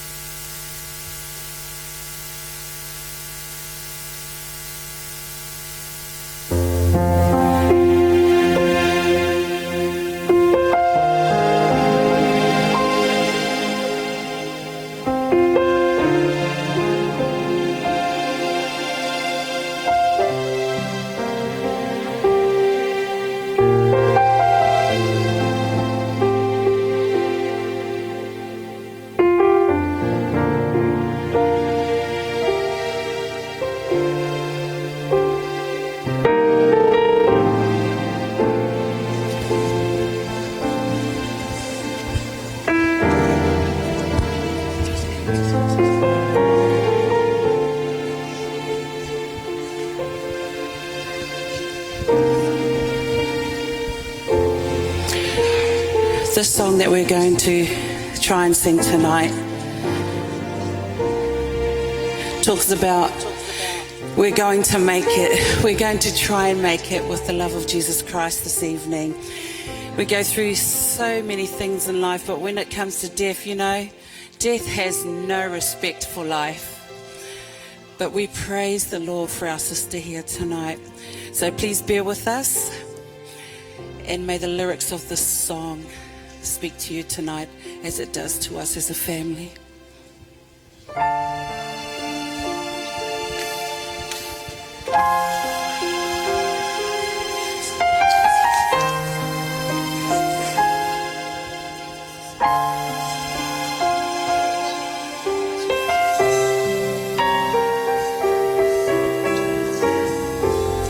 Through so many dangers and toils of this life, I have already come, and He keeps on giving the grace and the strength to just keep pressing on.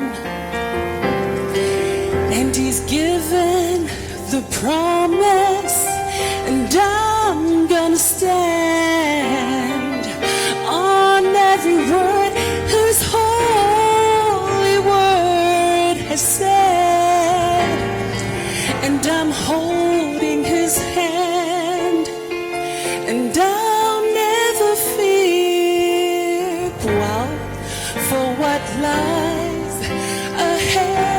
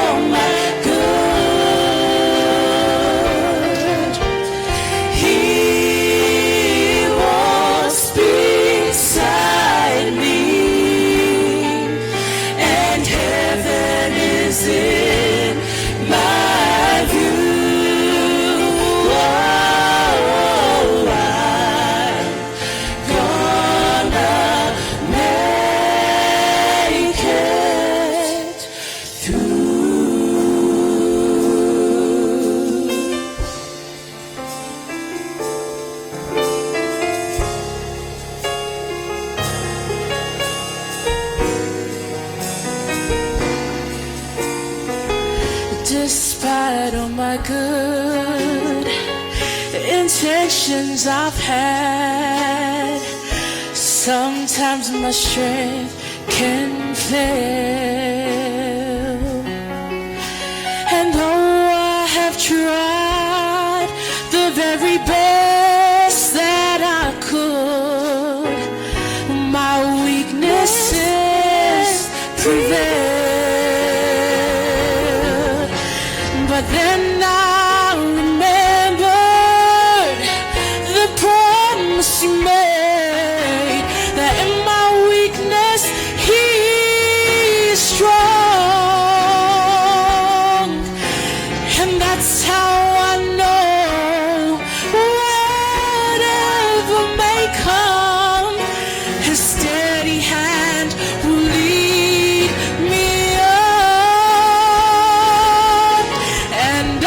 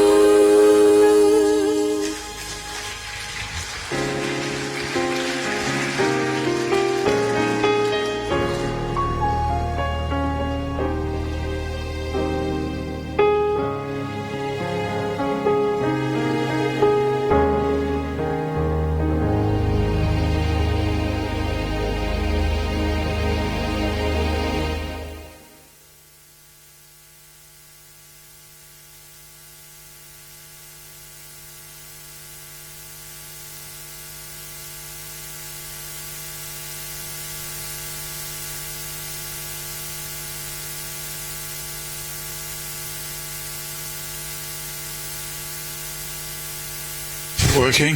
Right. Thank you. I'm proud of my family, but I'm more prouder than in the God's bigger family. Because this is what it's all about, isn't it? We have been comforted, by all of you guys. And I thank you. And I think the whole family thank you. We have cried bucket of tears this week. Tears of salt and alkaline. Tears of grief and joy all together because of the comfort that you have been given. I want to just share one or two things in memory of Puao. I'm the uncle, and I've known Puao when she was 3 years of age. So I got a lot of memories of her, and all wonderful memories. And but I guess the great connection that her and I have had is the spiritual connection. And she loved and I loved, connecting up on the spiritual side, talking about God, talking about heaven, philosophizing, and quite a few other things. And my wife also got memories too. And when I asked my wife, who's known Puao when she was, again, 3 or 4 years of age, she said to me, they were all wonderful memories, but the one that sticks out to my mind is a recent one when we came to New Zealand about, in August this year. And the whole family took us out. So we were having a dinner together, and Puao was sitting opposite her Auntie Margaret. And Puao can't quite cut her food sometime. And she leaned across to Mark and she says to her, "Can you cut my food?" And for Mark, that was an incredible thing. It was an act of connection. And so when I asked Mark what was it, and she said, this is, when she asked me to cut her food, and for me, that is an incredible connection. And, but there's a text. There's a text that I want to read. It's found in 2 Corinthians 5, verse 20. And this is the first line, "You are my ambassador." And my paraphrase to it is, Puao, you are my ambassador. And you know what? The blood that flows through Puao's veins is the blood that just witnessed. It's a true ambassadorial blood. She runs in her blood is all her ministries, all her different ministries, all her different roles in this family and in the church, all her families. She carries with her her family, her Tuaoi family. She is a representative of that. She carries with her her Samoan, Tongan blood. And she's proud of that. And she carries with her, all her other ministries. She carries with her dice and she carries with her. So she is an ambassador in an incredible way. And most of us have been touched by that. And so, for her then, and I'm so proud. I'm so proud of this family. And I'm so proud of my niece because she is a true ambassador, not only for the family and all her other roles, but also, for God. Puao's name has always been in the lips of our families, and it's always got something to do with planning, doing this. But now it's going to be spoken of as a beautiful memory etched in our minds. Nothing more to be added on or subtracted to her life record.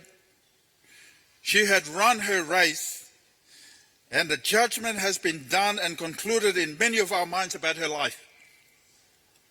And as an uncle, a crown of gold is waiting in the hand of Jesus to place in her head. And I believe that that will be very soon. So the final part of 2 Corinthians 5, the verse before, it says that Christ was in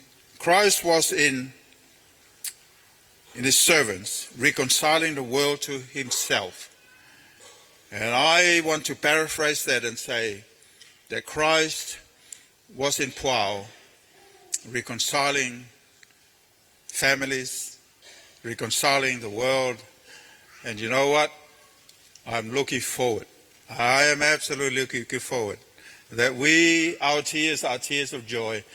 And Puao, we salute you for all you've done. We salute you for being a good niece, sister, and everything that you have become. And I know that we're going to see you very soon, the second coming of Jesus. Amen.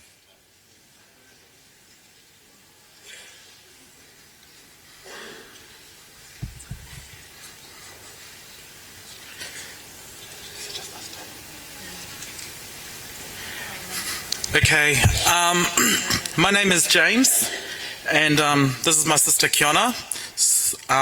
We're from the Sululoso family, and we're first cousins with Puao. So my mum and my auntie Ebenezer are sisters. So we're just going to share a few quick words and memories from growing up with Puao. So Puao's one of my dearest cousins, of whom I had the joy of growing up in Christchurch.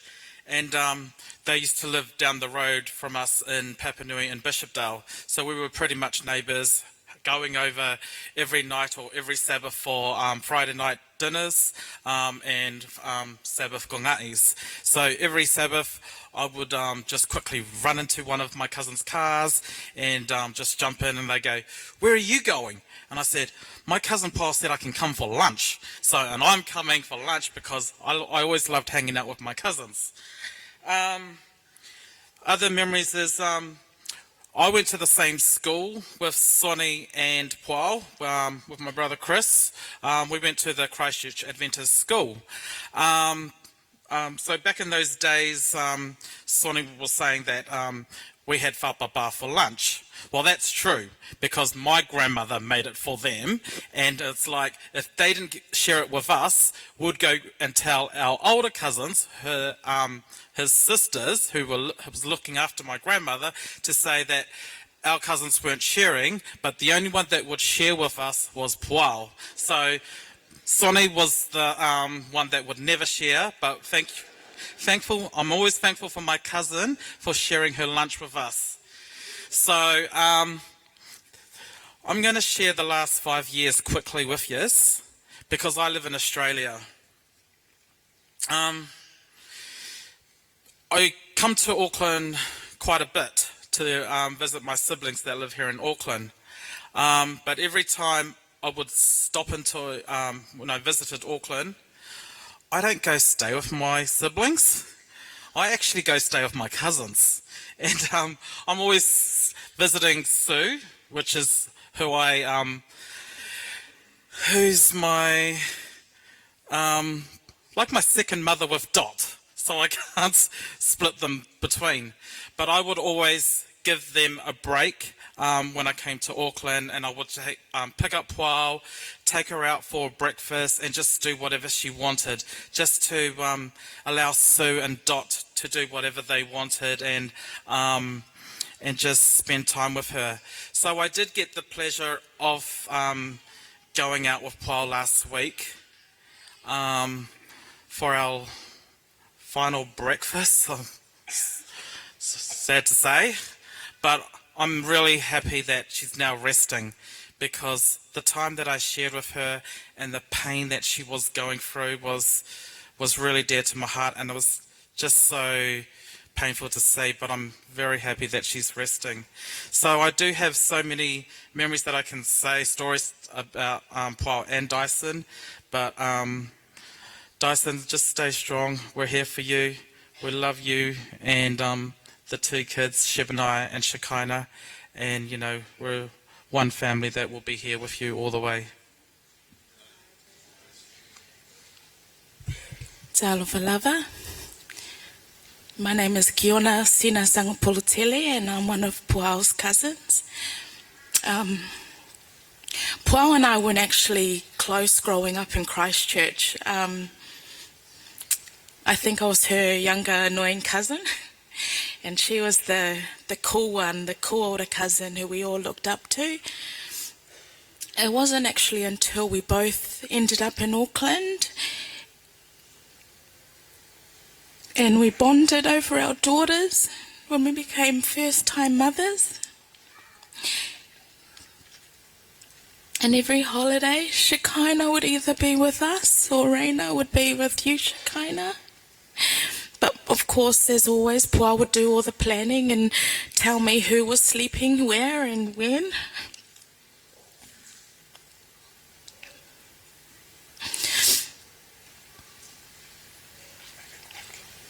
When Puao got sick, it was a really big shock to us, and I tried so hard to help the Ayangs out, and I don't know how it happened, but if you know me, I don't cook, I don't clean, I don't do any domestic chores. But one Sabbath, I was in charge of Puao's Sabbath lunch, but I forgot.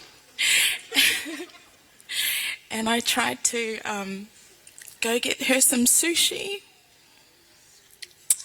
And I walked in the house and I knew she wasn't going to eat it. So I called up my brother, who's a minister, and I said, "Bro, do you have any lunch for me? I forgot Puao's lunch." And lucky he came and he saved me and brought her some salmon. But I'll always remember her love for me and my kids, especially my husband. When my baby was born, Taylor, she was so sick, Puao, and she had problems moving around, but she still managed to get in the car and come to the hospital to see us. I told her, "Please, cuz, just rest. Don't come. As soon as we're out of the hospital, we'll come and see you. Don't come see me, please." And when she came to the hospital and she couldn't even get out of the car, but she sent her little minion, Brittany, in with all these gifts for my baby.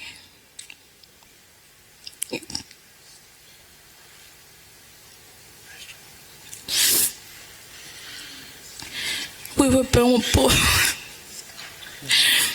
born first cousins, but you died and you're my sister, and I love you forever. Okay,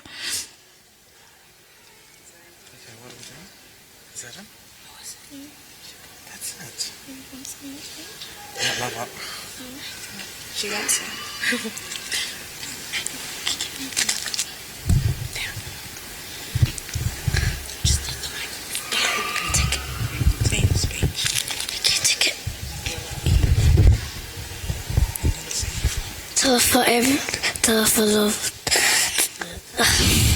Talofa lava, everyone. My name is Eliana Suluto. We are here to honor and celebrate the life of Auntie Puao. Auntie Puao was very beautiful and a peaceful lady. She was strong and a godly woman. Auntie Puao was always kind. I always liked to visit her at her house. Auntie Puao enjoyed eating salmon and tar for lunch on Sabbath. I know that Auntie Puao is sleeping until Jesus comes. I love you, Auntie Puao. See you when Jesus comes.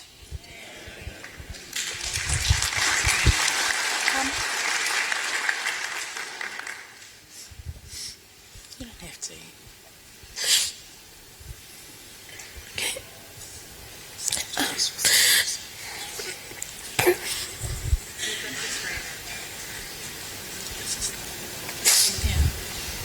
Hi, my name is Raina, and I'm one of Auntie Puao's nieces. Today I'll be singing a song for Auntie Puao, Uncle Dyson, Shekinah, Shebaniah, and anyone else who is hurting.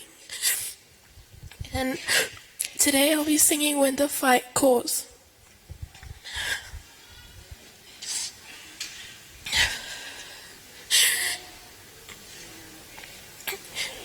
You've overcome this world with love and made my fight your own. I lift my eyes and throw fear aside and sing out into the night.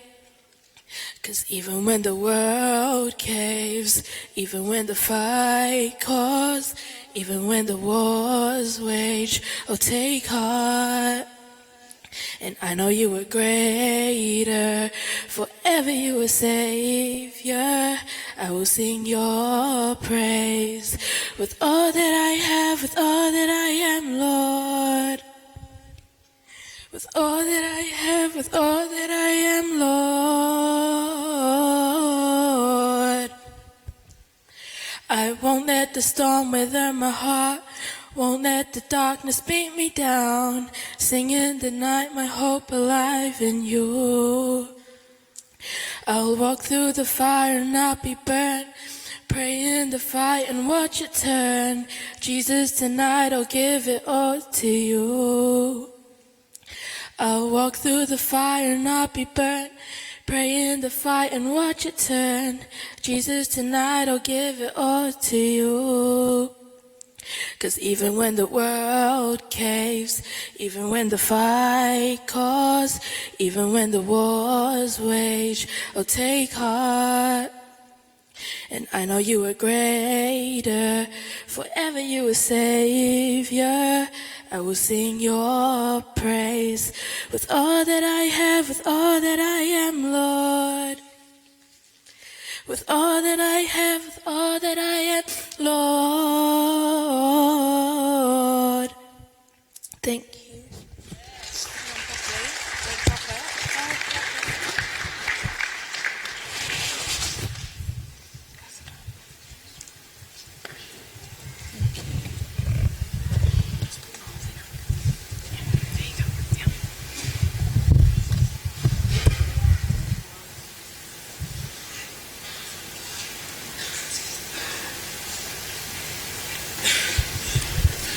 I was actually going to say something tomorrow, but I'll still do that because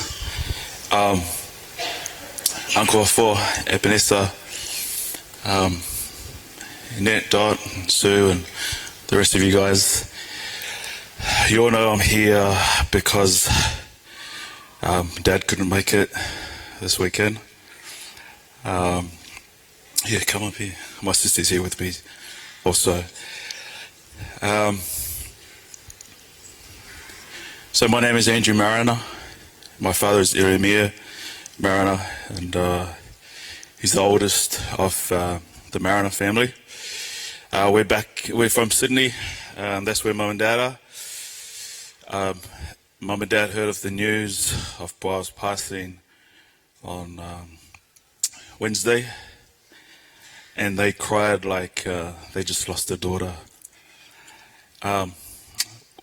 We've been fortunate enough not to lose any siblings, but losing Puao it felt the same. We grew up with Tuaois and Rick and Grant and James and Kiona, all those guys here in Christchurch. We left New Zealand when we were 11 because Dad wanted to go to Australia where there's more opportunities. But before we left, basically all our time was spent together with the Tuaois, with Puao, so we sort of paired off the siblings. So I was with Mo, and then Sonia was my younger sister, and Puao was in between. And Puao was, everyone's there, she was a beautiful girl. And it'll be remiss of me not to take this opportunity just to say that. Bo's also known, no one said this yet, but she's a bit of a soso too, you know. Translation for soso in English is like, she's a bit of a funny girl, you know, does some funny things. We were playing darts when I was about 4, I think. So Bo was about 3. So she's holding the darts. We're in Lincoln Road. And I'm going, we were already through the darts. And I said, I'm going to go and get the darts off the board. Don't throw your dart. She's like, yeah, cuz, yeah. So go and take my darts off. And then I find a dart on my arm. She just threw this dart. And I'm looking at this dart, it's sticking on my arm. And looking at my cousin. What are you doing? But I was also a bit like cousin Mo, pacifier, you know, always the peacekeeper. Because she was between ages, she'd like negotiate with one team and negotiate with the other, talk to the other team, negotiate, always compromise. So we've got really good, fond memories of cousin Bo. Before I came, I asked Dad what he wanted to say, what he wanted me to say on behalf of Dad and the rest of the family. And he had a message for everybody. He had a message for Pastor Dyson. He had a message for Uncle Afo and Vanessa. He had a message for all the cousins. He had a message for all the nieces and nephews. He had a message for everybody. I think the message here is quite, there's some similarity, there's a theme. One of the things that Dad said was that the Lord took Bo away because she has done her work. And he said that God knows that she was in pain and it was time to take her away.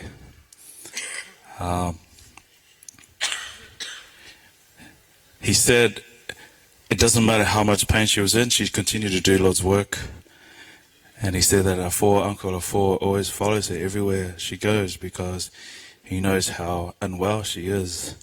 But it doesn't matter how much she was in pain, how much she struggled, how unwell she was, she'll always continue to do the work with Dyson. And that's one thing that Dad said. She done the Lord's work, and the Lord took her home. Her work was done. So, look, we want to thank you on behalf of my dad and my family back in NZ and in Sydney. Thank you for inviting Mum and Dad. Unfortunately, they couldn't make it. They said that they're here in spirit and that they know that Boa will know that they're here. Mum and Dad are very sorry about the pain that everyone feels, and they feel that pain. They share that pain with your family. You want to say anything? No, it's okay. So I want to thank you for your time.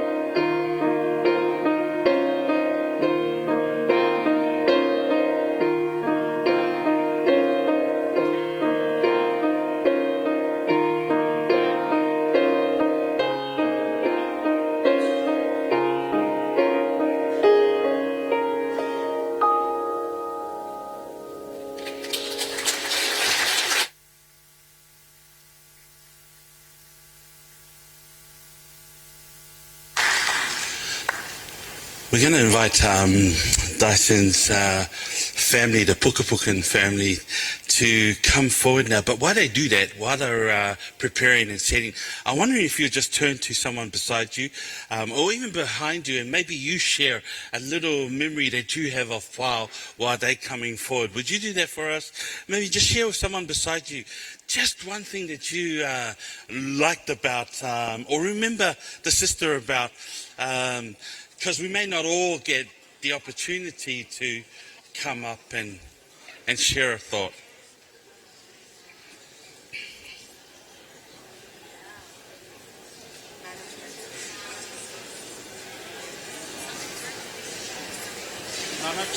They're going to sing for me.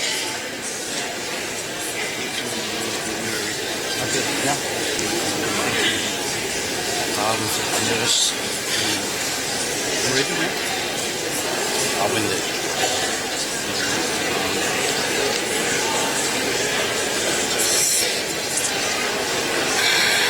Okay.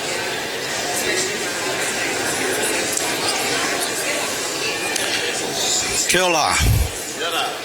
Kia ora tātou ina zauzau no nui o tō tātou matua dhāilunga o te langi tike tike.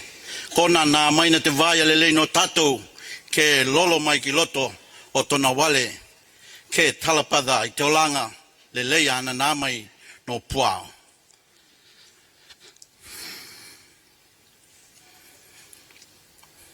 Kia ora ana. Talofa lava. And greetings to us all in the precious and wonderful name of our Savior in Jesus Christ. Before I proceed my speech, I'm standing on behalf of Dyson's mum. Mina, this is his secret side that people don't know. So, to start off my speech, this is a tradition chant. It goes like this. Katuolo te vaie katuolo, katuolo te vaie katuolo. Kia koki, kia koki, kia ngatata, lia liaki nau, kawaiaki te muna. Koa kawa peda moa kino, ho, e wanu kake mati te tete o na oanga. Tuki, kotu kiki, te ulu poko ko waka eke atu ki te pokoi. Mawela ki ko pate ana mata tau mai lalo ko aka na tapua vai o te kainga. Pa patu pate I te leila. Wakaia mai toki ki te papa, iya.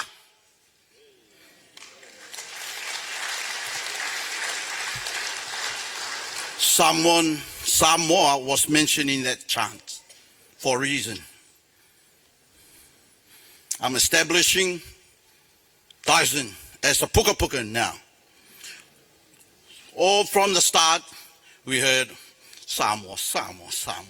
But that, like I said, is secret side. Mum, my auntie Mina. Auntie Mina came out of a family of 11 children. Just imagine now from a Amosa and Mama Ani. And my name is Amosa, namesake. And there are 5 girls and six boys. And Auntie Mina, 7. She is the 7th child of Amosa and Ani. That's why I'm proud to stand on behalf of my cousin, Dyson. The thing that I'm so proud and standing on his behalf for the Pukapuka family, we are 5th generation 7-day Adventists. Our parents, forefathers, established 7-day Adventists on our tiny islands, Pukapuka. Let me tell you, Pukapuka, it's just east, north, on the rising sun in Samoa. And when the sun rises, there's no country before us, it's only the sun. It rises from above Pukapuka, and it's only weakest, it sits on Western Samoa. That's why Samoa called Western Samoa. All the strength, all the strength of the sun rises above us and then sets on Samoa. Our passage every time that we have to sail, this is 400, 500, 600 years ago, it's always heads towards Samoa. The thing is, this is I don't say it's a tradition. In Puka Puka, if they've ever find a young brave man, they will ask him to leave the island. Ever since, even today. That's why I'm here, because I'm one of the warriors that has been chased away. That's why every time those warriors sail away from Puka Puka, end up in Samoa. Now, those All Blacks, someone playing in the All Blacks, they're part Puka Pukan. Only the warriors, the weaker ones, stay home. And they migrated to Rarotonga, and they got the top positions in Rarotonga, at the Cook Islands. Anyway, okay, it's for yeah.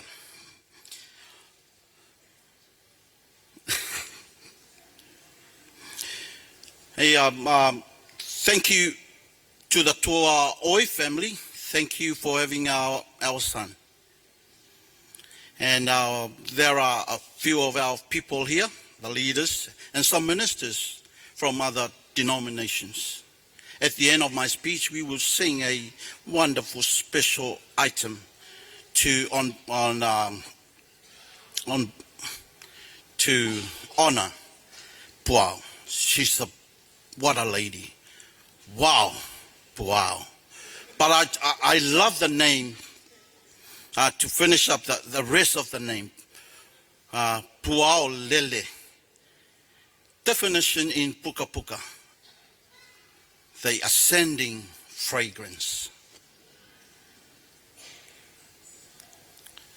I was so saddened that we as the people of Puka Puka didn't come to know her, because Dyson kept it on his Samoa side. All for him, not for us. And until our auntie, the passing away of our auntie Mina, she made the visit. And I've been observing her throughout the church. I'm from Royal Oak Church, and I've been observing my kasi here, in-law, and wow, Puao Lele, what a lady. Like all the you have testified tonight. Thank you so much for having us part of that family. And I'm not gonna drag, but thank you, Dyson, for letting me this opportunity to speak on behalf of our family. There are, all your cousins are here. They are in the midst of like Chino and then Mosa and all your cousins are here supporting, and our prayers goes to you and your two kids, and also for the Kuresa and the Tuaoi family. Something Puao Lele, the ascending fragrance. This is our speech of moments for her. Puao Lele, our sweet fragrance. Ascend and fly. Fly to your resting place until your Redeemer returns. So I'm going to end over here, and there's an old chorus. Some golden daybreak, Jesus will come. Some golden daybreak, the battle has won. We shout for victory, break through their blue, some golden daybreak for you and for me. May God bless us. There's a text, my favorite, goes like this in Proverbs 18:10. The name of the Lord is a strong tower. The righteous run to, and they are safe. May God bless us. And I'm going to invite our group. They're not. Yeah, they're going to sing over there. But each time, no. Each time we sing this song, can I ask the congregation to be upstanding as we sing this in honor of our lovely fragrance aroma puao. Thank you, Dyson. Please be all upstanding.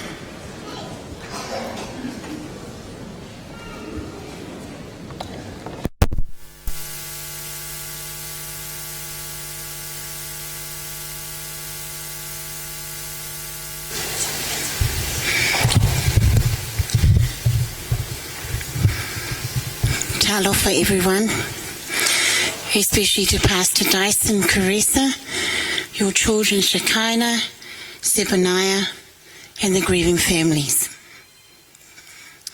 I'm quite conscious of the time, so I'm going to actually just summarize briefly what I'm going to say. I'm Siniva Sandra Vala'au, first cousin of Pastor Dyson Carissa. Tonight I'm honoured to speak on behalf of the bigger, extended Caressa family, from near and afar, in paying tribute to someone we dearly loved and admire, our one and only Puao Caressa. Puao was a godly woman. She loved her God in everything she did, everything she said, no matter where she went. She was a graceful woman who would lead in any area given. She was always receiving and greeting anyone with her beautiful smile, her big bear hugs, and always encouraging others. She was the right hand to her husband, Pastor Dyson Caressa. As we have heard throughout this evening, she was the administrator, or you could say she was the manager. She ensured that everything ran smoothly. Everything, nothing was missed, and no one was ever missed. In an example, on the 20th of December 2015, Pastor Dyson officiated our son's wedding. Unfortunately, Puao couldn't attend because she was very ill, but her presence was there. She had called Pastor Dyson just before the main service and reminded him of the things that he needed to remember and the things he shouldn't be doing. And just before he was about to do the service, I noticed he still had his sunglasses on. I whispered out to my grandson and I said to him, "Nudge Uncle and tell him to remove his glasses." Pastor Dyson looked at us, he giggled and he laughed, and he said if Puao was here, she wouldn't be very happy. She would have actually growled me, but very gracefully she would have. Puao was a wonderful wife and mother who loved her family dearly and dedicated her time to them all in areas. Her children and her husband were the centre of her life. A few years ago, in 2008, we held our first Caressa reunion here in Auckland. She was introduced to the big Caressa family.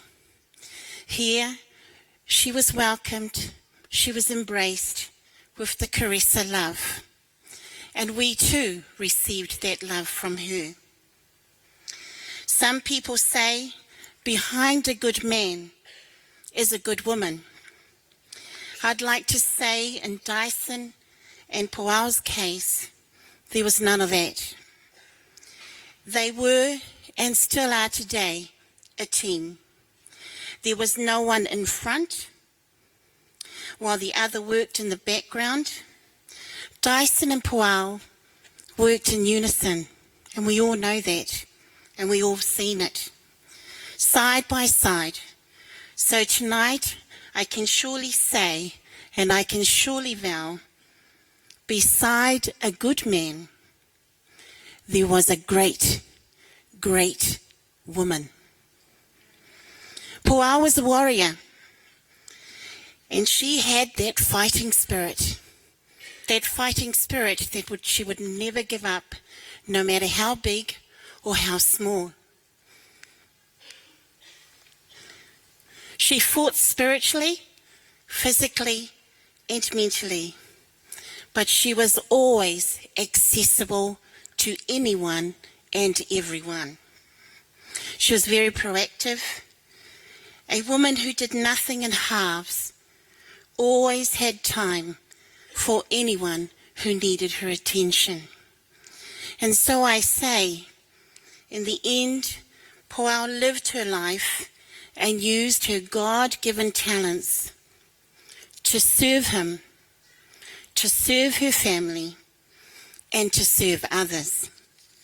And there is a saying that goes like this: only one life that soon is past, only what's done with love will last. Only one life that is soon past. Only what's done with love will last. I'm going to ask my Caressa family, the big extended family, to come forward, and we're going to sing a special song for Poau, Dyson, Shekinah, and Shepaniah. This was a song composed by our great uncle, Ingasauni Caressa, who is Pastor Dyson's Caressa's grandfather.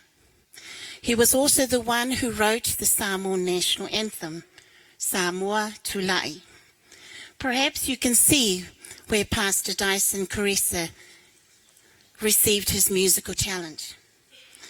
The people of Samoa had also taken this special song we're going to sing tonight as their second national anthem, Lota Nu'u Sa'o Whanawai.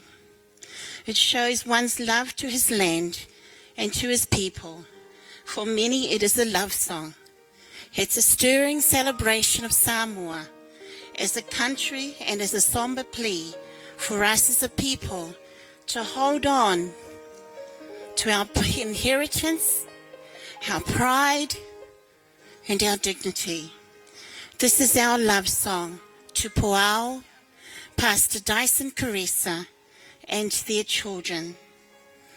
So long, our loved one, so long till we see you again on that bright, glorious morning when he will come to take us home. This song was going to say goodbye until we meet again.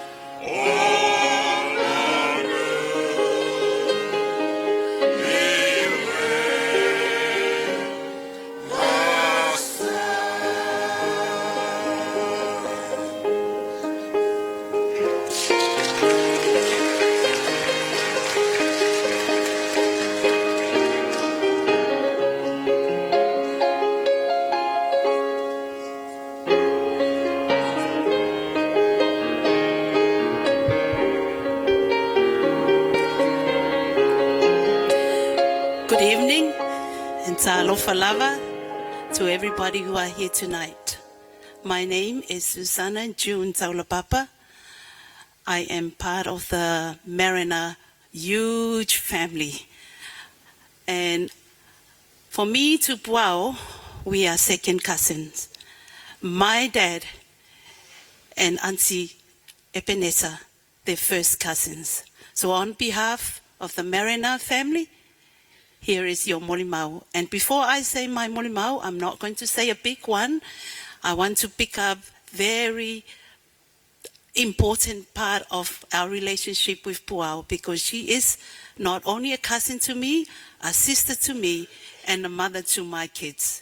Okay, my boys, Eddie and Elion, all the way from Brisbane, Queensland, I'd like to call them to come up because they want to play a part for this big part of her life tonight. Elion and Eddie, Elion wanted to sing a song tonight on behalf of our family. So Eddie, he is my older son, or my second son, pardon me. Puao used to look after Eddie when he was a baby.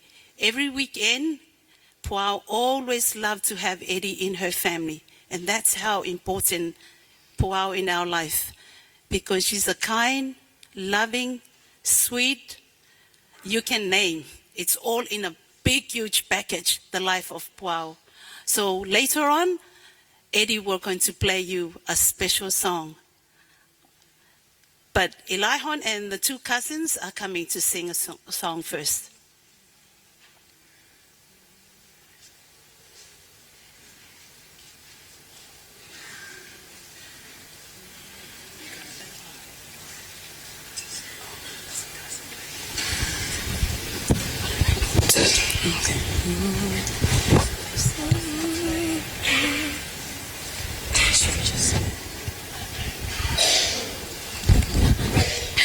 I faced a mountain that I've never faced before. That's why I'm calling on the Lord. I know it's been a while, but Lord, please hear my prayer. I need you, Lord, like I never have before. Sometimes it takes a mountain. Sometimes the troubled sea. Sometimes it takes a desert to get a hold of me. Your love is so much stronger than whatever troubles me. Sometimes it takes a mountain to trust you and believe.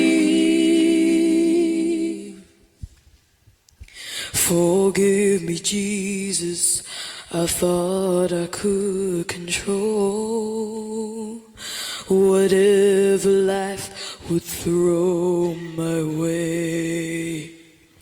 But this, I will admit, has brought me to my knees.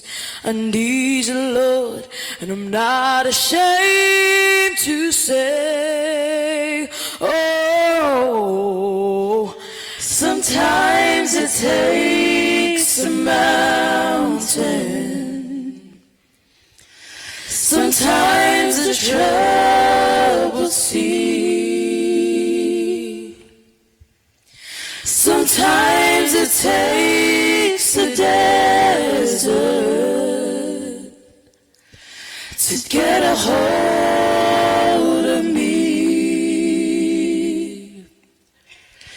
Your love is so much stronger than whatever troubles me. Sometimes it takes a mountain to trust you and believe. Sometimes it takes a mountain. Sometimes the trouble seas. Sometimes it takes a desert to get a hold of me. Your love is so much stronger than whatever troubles me. Sometimes it takes a mountain to trust you and believe. Sometimes it takes a mountain to trust you and believe.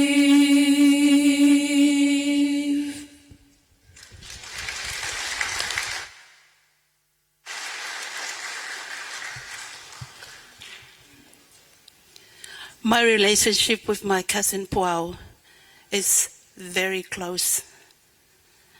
She is a godly woman like everybody else said. She's a prayerful woman. She's a great advisor. She loved the children. When she was down in Wellington as a teacher, and she had the opportunity to tell a story in front of the church.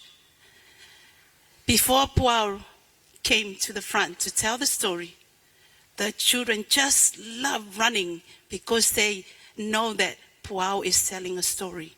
She's like a beautiful, like what my uncle was just saying just before. She's a very smelly, beautiful flower that all the birds can come and smell it.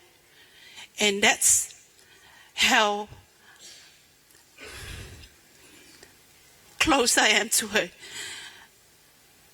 I moved to Australia, and Puao never get out of my heart and my mind, because she played a big part for me and a big part for my boy Eddie.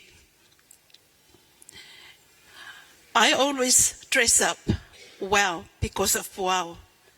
Puao loves to dress up anybody that come to her home. My dad came to visit them 1988 or 1987, I remember. She always tried to think of something good that she, to do with my dad. And my sister Luafale came over. When she looked, she always made sure that Luafale dressed up really beautiful. And even myself, she saved all her beautiful clothes because she wants to pass it on to me. And tonight, I'm wearing something that I kept for more than 15 years since I know Puao. And I praise God for the life of my sister Puao. In that holy city, as Eddie is going to play that New Jerusalem, where I will see my sister here, will rise up again. And I will say, Puao, I miss you so much. And thank you so much, Puao. Even though I didn't say any words to you. But towards the end of last month, November, she messaged me on Facebook because she saw my son, or her son Eddie, play a beautiful music. And I put it on Facebook, and she related on it and said to me, Kaz, that is a beautiful, beautiful piece of music that my son plays. Send him to me. I want to spend time with him, without knowing she is going to go. Rest in peace until that glorious morning, and until we see you in that holy city. My dear Eddie, or the son to her, he was going to represent that piece of music. Thank you.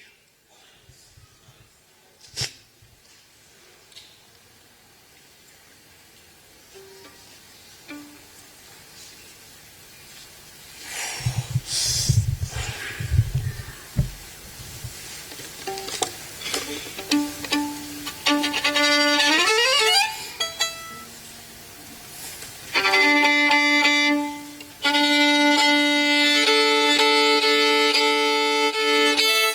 you.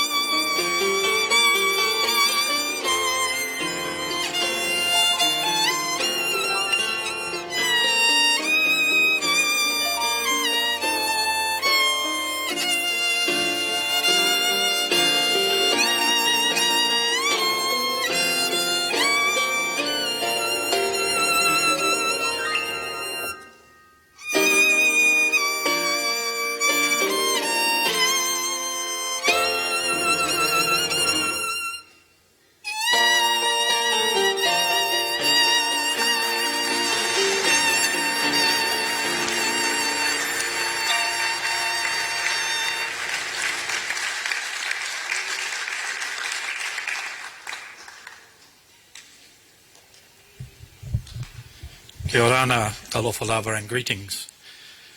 My father's name was Christian Johan Goshi, very Samoan name. And he's the older brother of my uncle Afoa, which makes Puao my first cousin. My dad died in 2002, he'd be 90 now, and as we were growing up in New Zealand, all of our cousins were the same age, or we thought anyway, all of our cousins were the same age as my dad.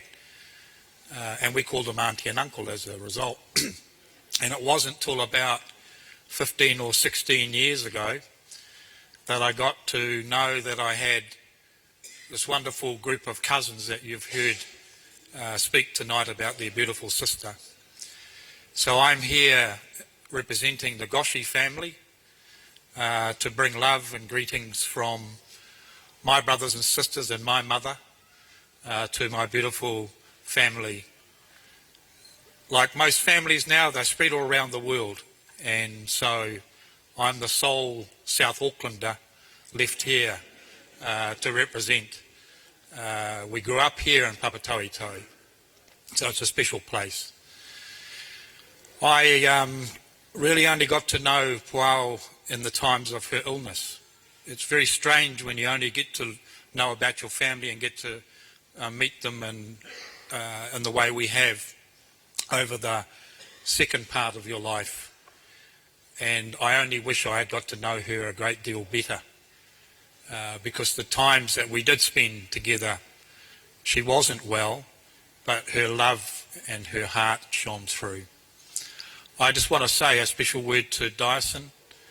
You and I share a common experience, one that husbands and wives shouldn't have to go through, and that's to see the one that we love become ill and be taken away from us, as Puao has been taken away from you.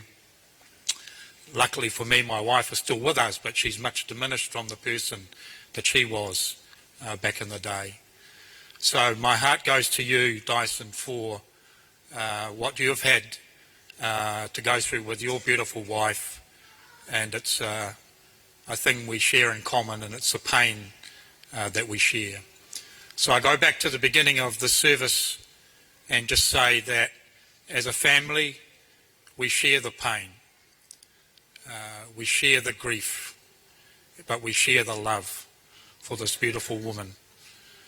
And may she rest, and that we will see her again. Go in peace, my cousin. I love you.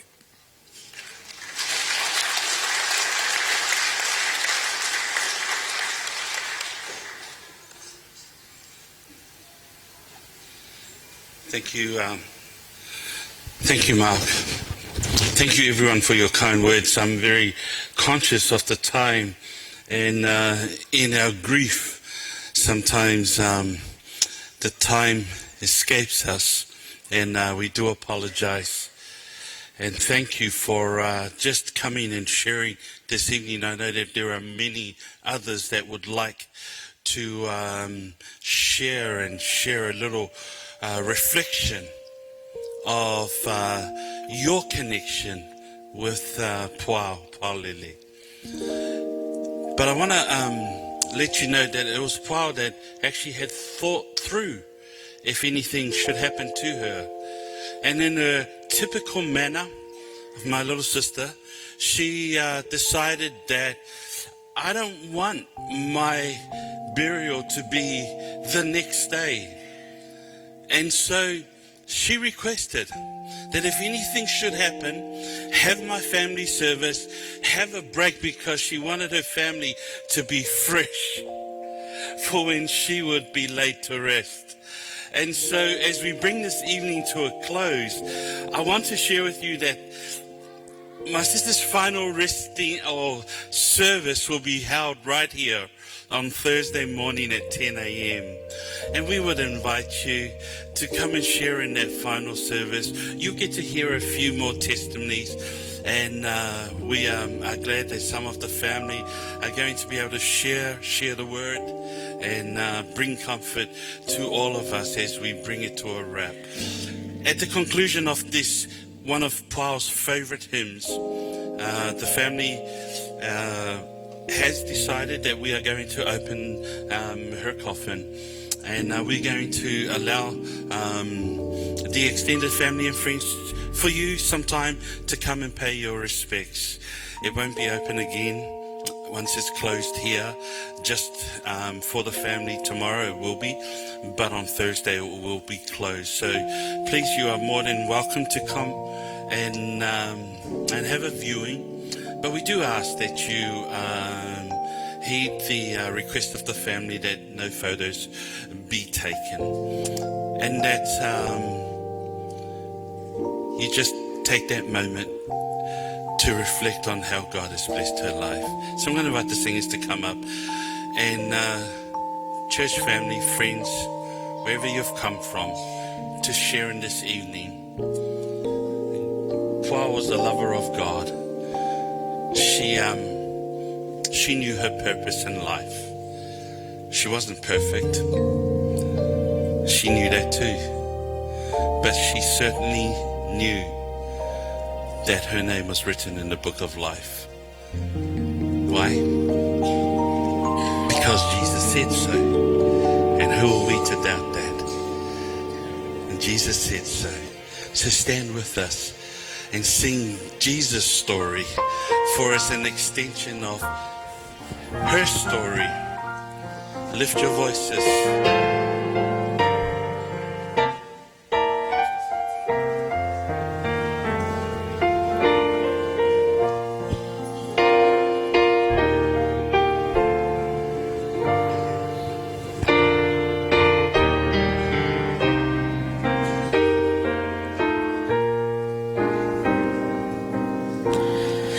Blessed assurance,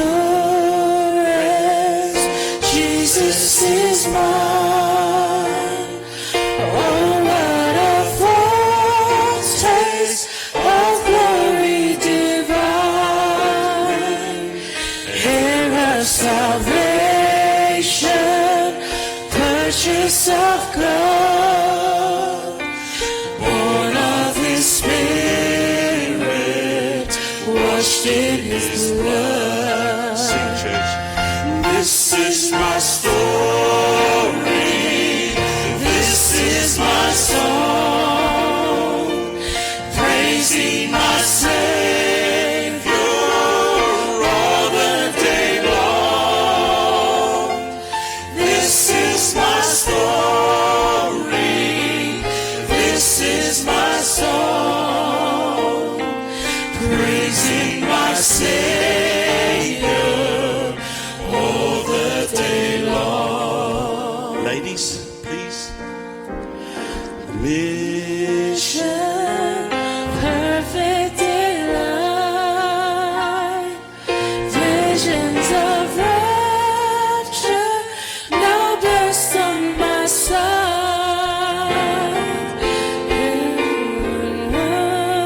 Running, bring from above, echoes of mercy, whispers of love. Sing of church. This is my story.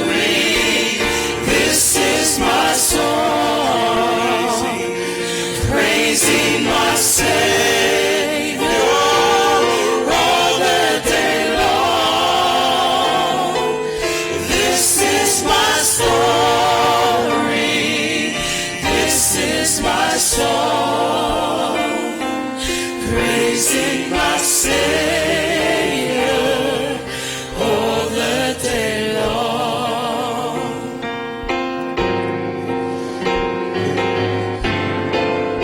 This is my story.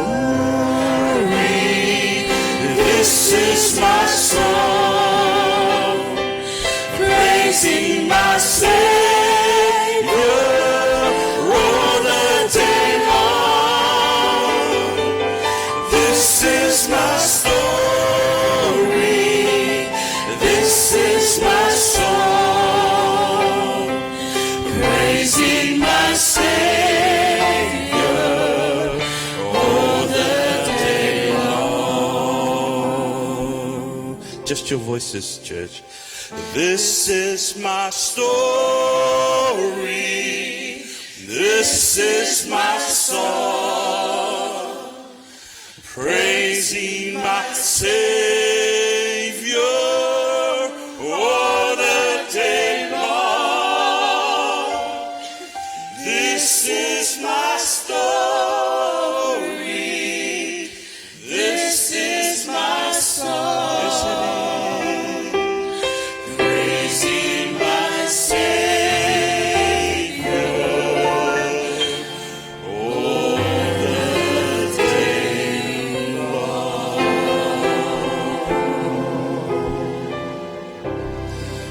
Father, we thank you that the testimonies, the stories, the reflections, the songs that have been shared as we've honored Puao Lele and other stories that exist within this room are but pieces of the puzzle that are, as they connect and they are shared and they are put together, paint a picture of Puao Lele and how you used her, how you brought her into this world, into a little family, and how she moved outside of that family and grew her family, and then in the church family, and then as she had her own family, and it continued to grow. And we come to tonight, Lord, and we've seen the journey that she has been on. And we are honored by the fact that every one of us in this room was a part of it. And so, Father God, we thank you for the love that you showed each and every one of us through your servant. And as we continue to honor her in the next few days, Lord, may we find amongst all of this grief your glory. May we see you shine, because that's how you raised your daughter, to always deflect the honor and glory to you. She's asleep, and we're confident of the fact that one day very soon that trumpet is going to sound. And my sister, Tyson's wife, Jebediah and Shekinah's mother, my parents' daughter, nephews and nieces' auntie, she will get to fly heavenward before we do. And we look forward to meeting her in the clouds. So thank you for being present here tonight, for the refreshing our souls and pouring a cup of cool water, because your people have come together to comfort one another. This is our prayer. May we continue to tell her story, which is a part and an extension of your story, so that you may be glorified. In Jesus' name we pray. Amen.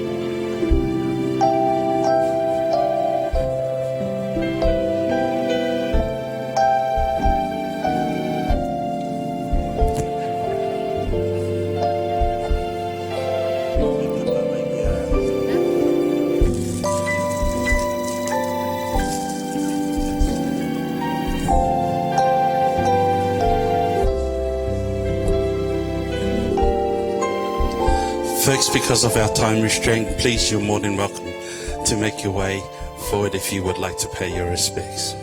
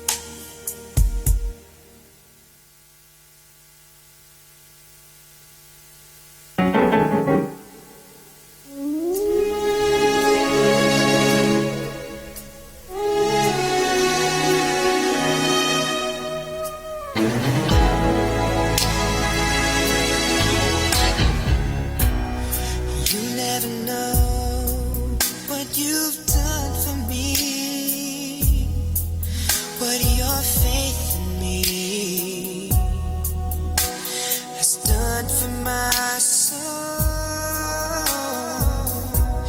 And you never know the gift you've given me. I'll carry it with me. Yeah, yeah. Through the days ahead, I think of days before. You made me hope for something better. It made me reach for something more. You taught me to run. You taught me to fly. Help me to free the me inside.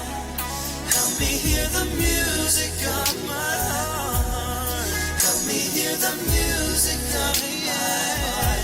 You opened my eyes. You opened the door to something I've never known before.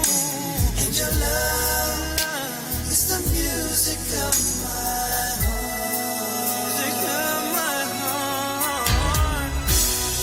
You were the one always on my side. Always on my side. Always standing by.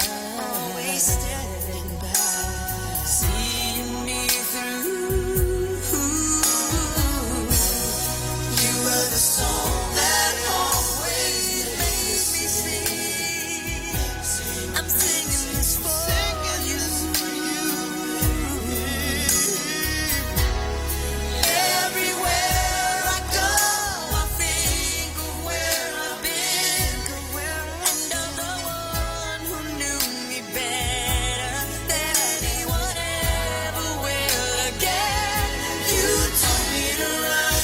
You taught me to fly. Help me to free the me inside. Help me hear the music of my heart. Help me hear the music of my heart. You opened my eyes. You opened the door to something I've never known before. And your love is the music of my heart. What you taught me, only your love could ever teach me. You got through when no one could reach me before. 'Cause you always saw in me all the best that I could be. It was you who set me free. You taught me to run. You taught me to fly.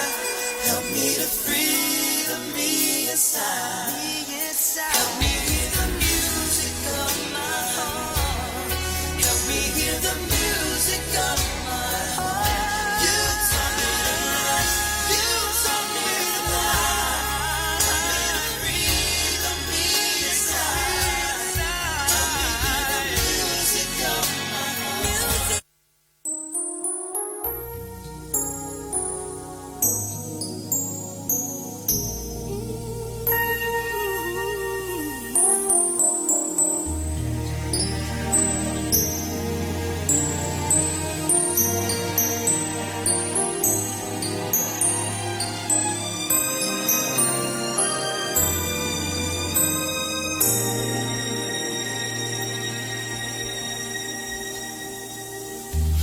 Thinking back when we first met, I remember what you said. You said you never leave me. Yeah. I let go of your hand, built my castle in the sand. But I'm reaching out again, and I'm not letting go till you hold me, mold me. Sometimes I feel so all alone. See, I gotta find my way back home, so why don't you shape me, make me Wash me whiter than the snow. I gotta find my way back home.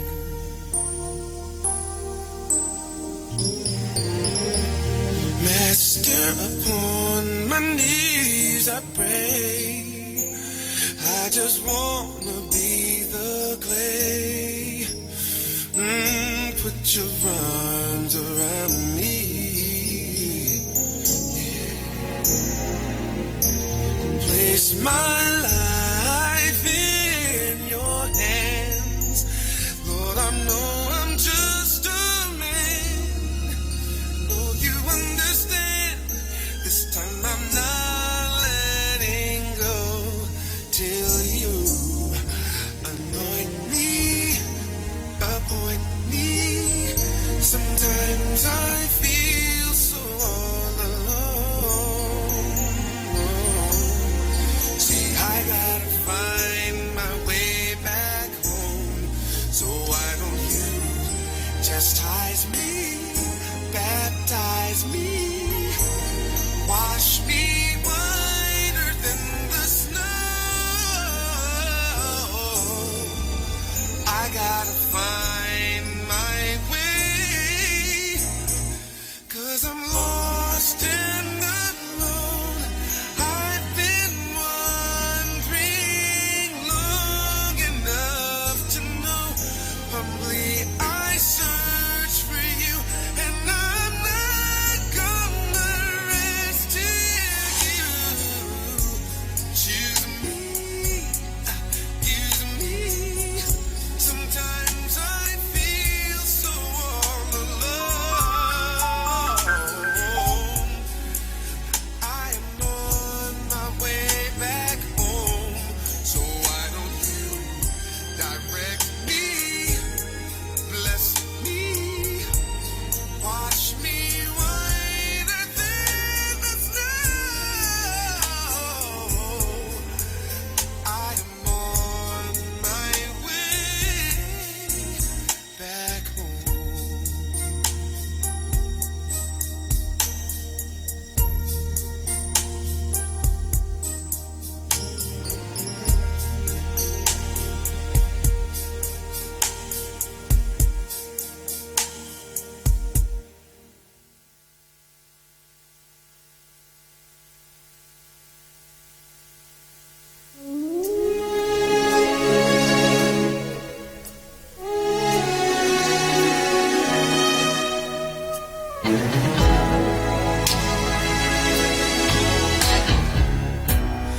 You never know what you've done for me, what your faith in me has done for my soul. You never know the gift you've given me. I'll carry it with me. Yeah, yeah. Through the days ahead, I think of days before. You made me hope for something better. It made me reach for something more. You taught me to run. You taught me to fly. Help me to free the me inside. Help me hear the music of my heart. Help me hear the music of your heart. You open my eyes. You open the door to something I've never known before. And your love is the music of my heart. Music of my heart.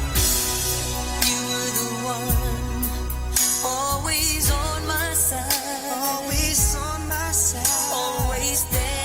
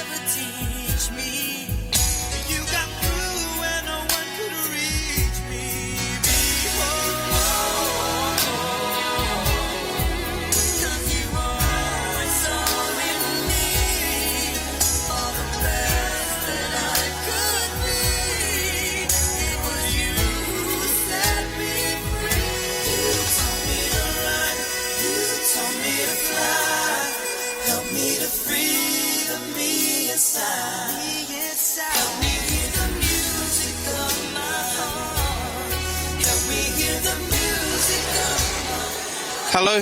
Hello? Can you guys hear me? Church, can you hear me? Hi guys, thank you so much. I know everyone wants to mix and mingle, but we'd like to take Pau out now. So could we just clear some space down the aisle?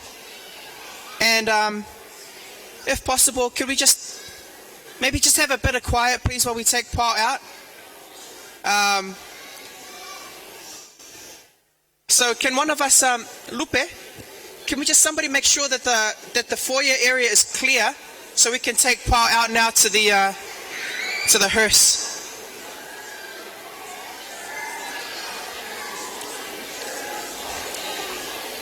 Guys, can we just have